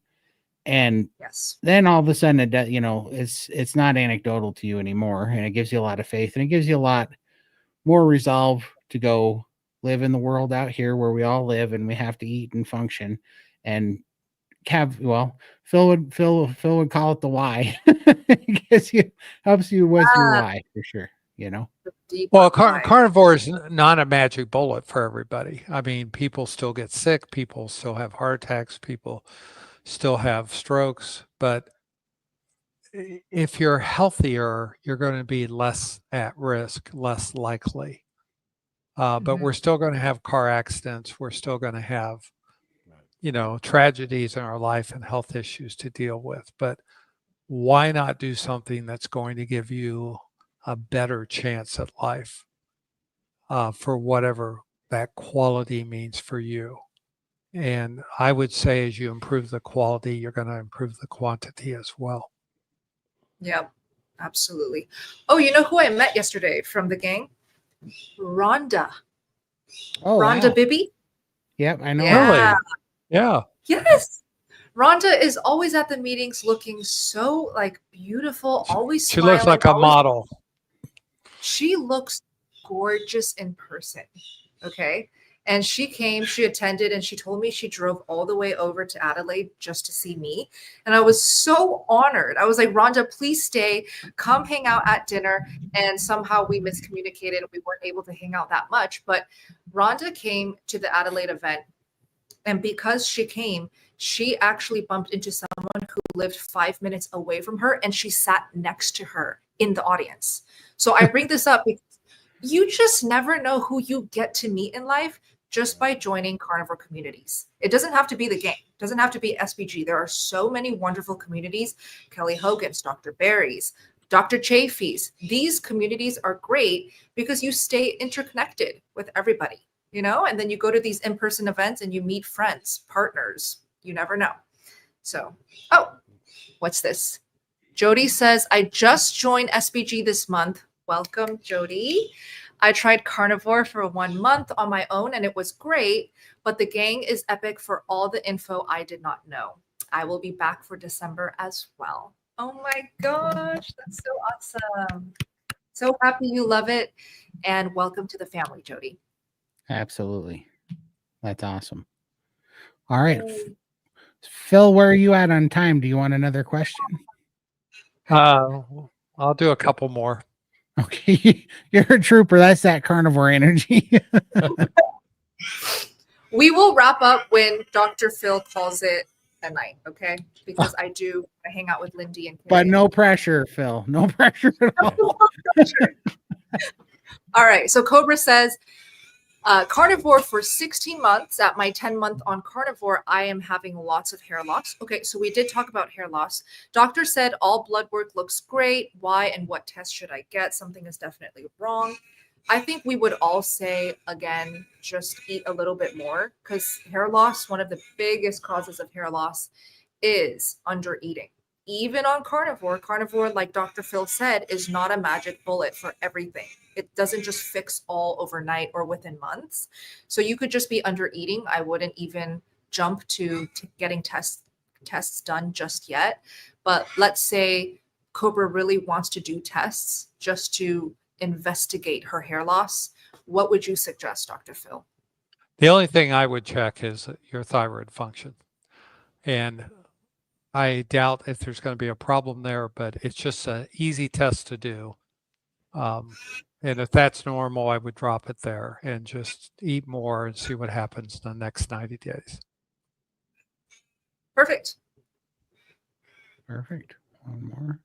Lori from Boulder, Colorado. I'm 70-year-old female, carnivore 69 days. Congrats. Down 17 pounds in the first 45 days. Amazing.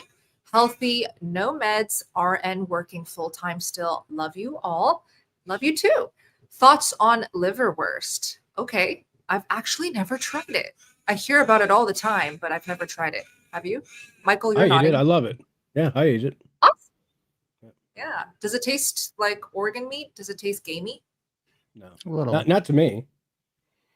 But I hate liver, but I do like liver's worse. But I've never looked at it. I just assumed that there's got to be something bad and all that pasty stuff in there. Oh, So yeah. I've never looked close enough, but I used to love it when I wasn't carnivore. But that's interesting. I bet there's a healthy way to make it though. I'd imagine. Is Yeah, the I thought liverwurst like a pate that's then sliced? Yeah. Mhm. Yeah. Okay. I also call it Braunschweigert. Mm-hmm. Okay. I've never had it. Yeah. My mom loved it. Liver's worse and onion and mayo sandwiches with a slice of tomato was I ate that all the time when I was a kid. So Nice. my mom, and I did end up weighing 600 pounds by the time I was 14. So maybe it's not good. Who knows? Well, you were was a also soda. drinking energy a drinks and soda. soda Yeah, for and all 7. the pop. So, Yeah. For sure. It's the soda. Don't listen to me. yeah. But Lori, I would just check the ingredients. Like Right. liverwurst, there's different brands. And so Yes. I would assume specific brands will have different ingredients lists, just like with cheese. Kraft cheese is junk, whereas maybe raw farm cheese is amazing. So just check the ingredients list. All right. We got time for one more, or how we doing, Phil? Sure. Let's do one more. All right. Thank you. All right, Stevie, 35, female with migraines since teens. I'm carnivore, intermittent fasting, and take magnesium and riboflavin. Is that how you pronounce it? Riboflavin? I think so. Okay. Yeah. Daily, no changes. Any suggestions? Should I do Lion Diet? So she needs troubleshooting for her migraines. I don't get migraines from carnivore. Yeah. Yeah, So- I've never had a migraine from carnivore. The only time I've ever had a migraine is when I took TRT once. So I just don't have any experience in this. Yeah, I don't really have any advice for Stevie. What I don't know is, are these so have they changed on carnivore?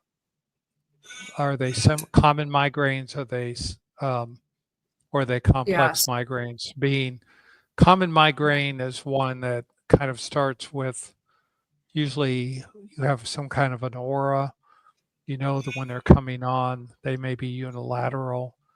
Um, and then they go generalized. And what's worked well in the past for you, um, you know, there's usually some degree of inflammation going on with carnivores. I would think with migraines that I would think the carnivore diet would decrease the frequency over time, but you've had them for since teenage, so you've had them 20 years. You know, it might take you quite some time. Lion diet would be a good idea, but 6 to 9 months of lion would be my recommendation if you're really committed, to see what would happen. Yeah, that's quite a long. It's not going to turn overnight. Definitely not. Yeah. Does she say how long she's been carnivore? No, she doesn't say. Yeah.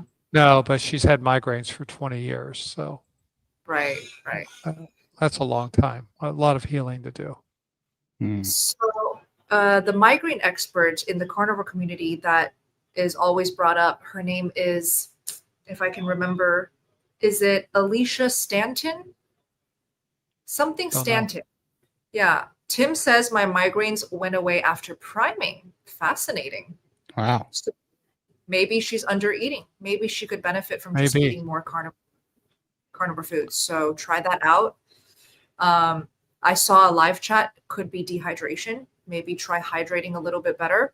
Cranky Carnivore says, I still get optical migraines, but without pain 90% of the time after a year on carnivore. So it Oh, could nice, just, John. yeah, it's great. I used to get migraines. I used to get what are called ophthalmic migraines when I was in practice. And it was just mainly from sleep deprivation. And I've not had any migraines or headaches since I've been a carnivore. But there are so many factors that can lead to migraines. Yeah. Keep us posted on how your migraines progress. Yeah. Well, that's awesome. All right. I guess we will Okay, I wrap up think now. it's time. Yeah. Yeah. So Yeah. I guess we'll just, can you put the link up one more time, Michael, for the GoFundMe? I sure will. Thank you so much. Yes. And so we just want to shout that out one more time. We appreciate you guys helping us. And Is it still streaming to Carrie's channel, by the way? yeah, it is. Yeah. Yep. Oh, wow. Okay. Yeah, I So- feel like I'm skipping the show. No Gosh. worries. We're Okay, doing yeah. awesome. That's great. We're Yeah. 10% there now. That's incredible. So thank you guys so much. Oh my gosh, Man. this is incredible. So yeah, let's just come together as a community and support Lindy in this. I really think that, you know, we can get there within just a few days if we all collectively spread the word, put it on socials, put it in your Instagram stories, put it on your YouTube channels, make a video about it if you care, and link one of Lindy's interview videos. And let's just give her a better future because she really deserves it. And if you can't financially support or even donate at all, that's okay. Just help us spread the word. Absolutely. We appreciate it so much. I know, you know, people don't understand how hard it is to walk with that kind of that apron, that pouch for her. It's going to be life changing. Like it really is. She's going to be a different person almost overnight in a way, you know, once she heals up from that. I'm really excited to see it for her. And man, I can't imagine the difference it's going to make. I can't imagine with the difference it made just losing the 500 pounds, but once she gets that off, it's going to be crazy. You know? Freeing for her. Yeah. So I really want this to happen. It's definitely going to happen no matter what. But in my heart, I want it to happen because we're going to have so many carnivore events and meetups and things to go to. And Lindy will be able to easily fly and travel and go to them without any issues. So in my heart, it's just an excuse for me to hang out with her more. Yeah. For sure. Praying for God, bless and provide for Lindy's surgery. Yes. Thank you, Susan, so much. Susan. That's Awesome. Thank you, Dr. Phil. Yeah, Dr. Phil needs to go to bed. So let's wrap this Thank up. you, guys. All right. Well, Good night, all. good night, guys. We're just going to end it just like this. Good night, guys. Thank you all so much. Bye. Bye.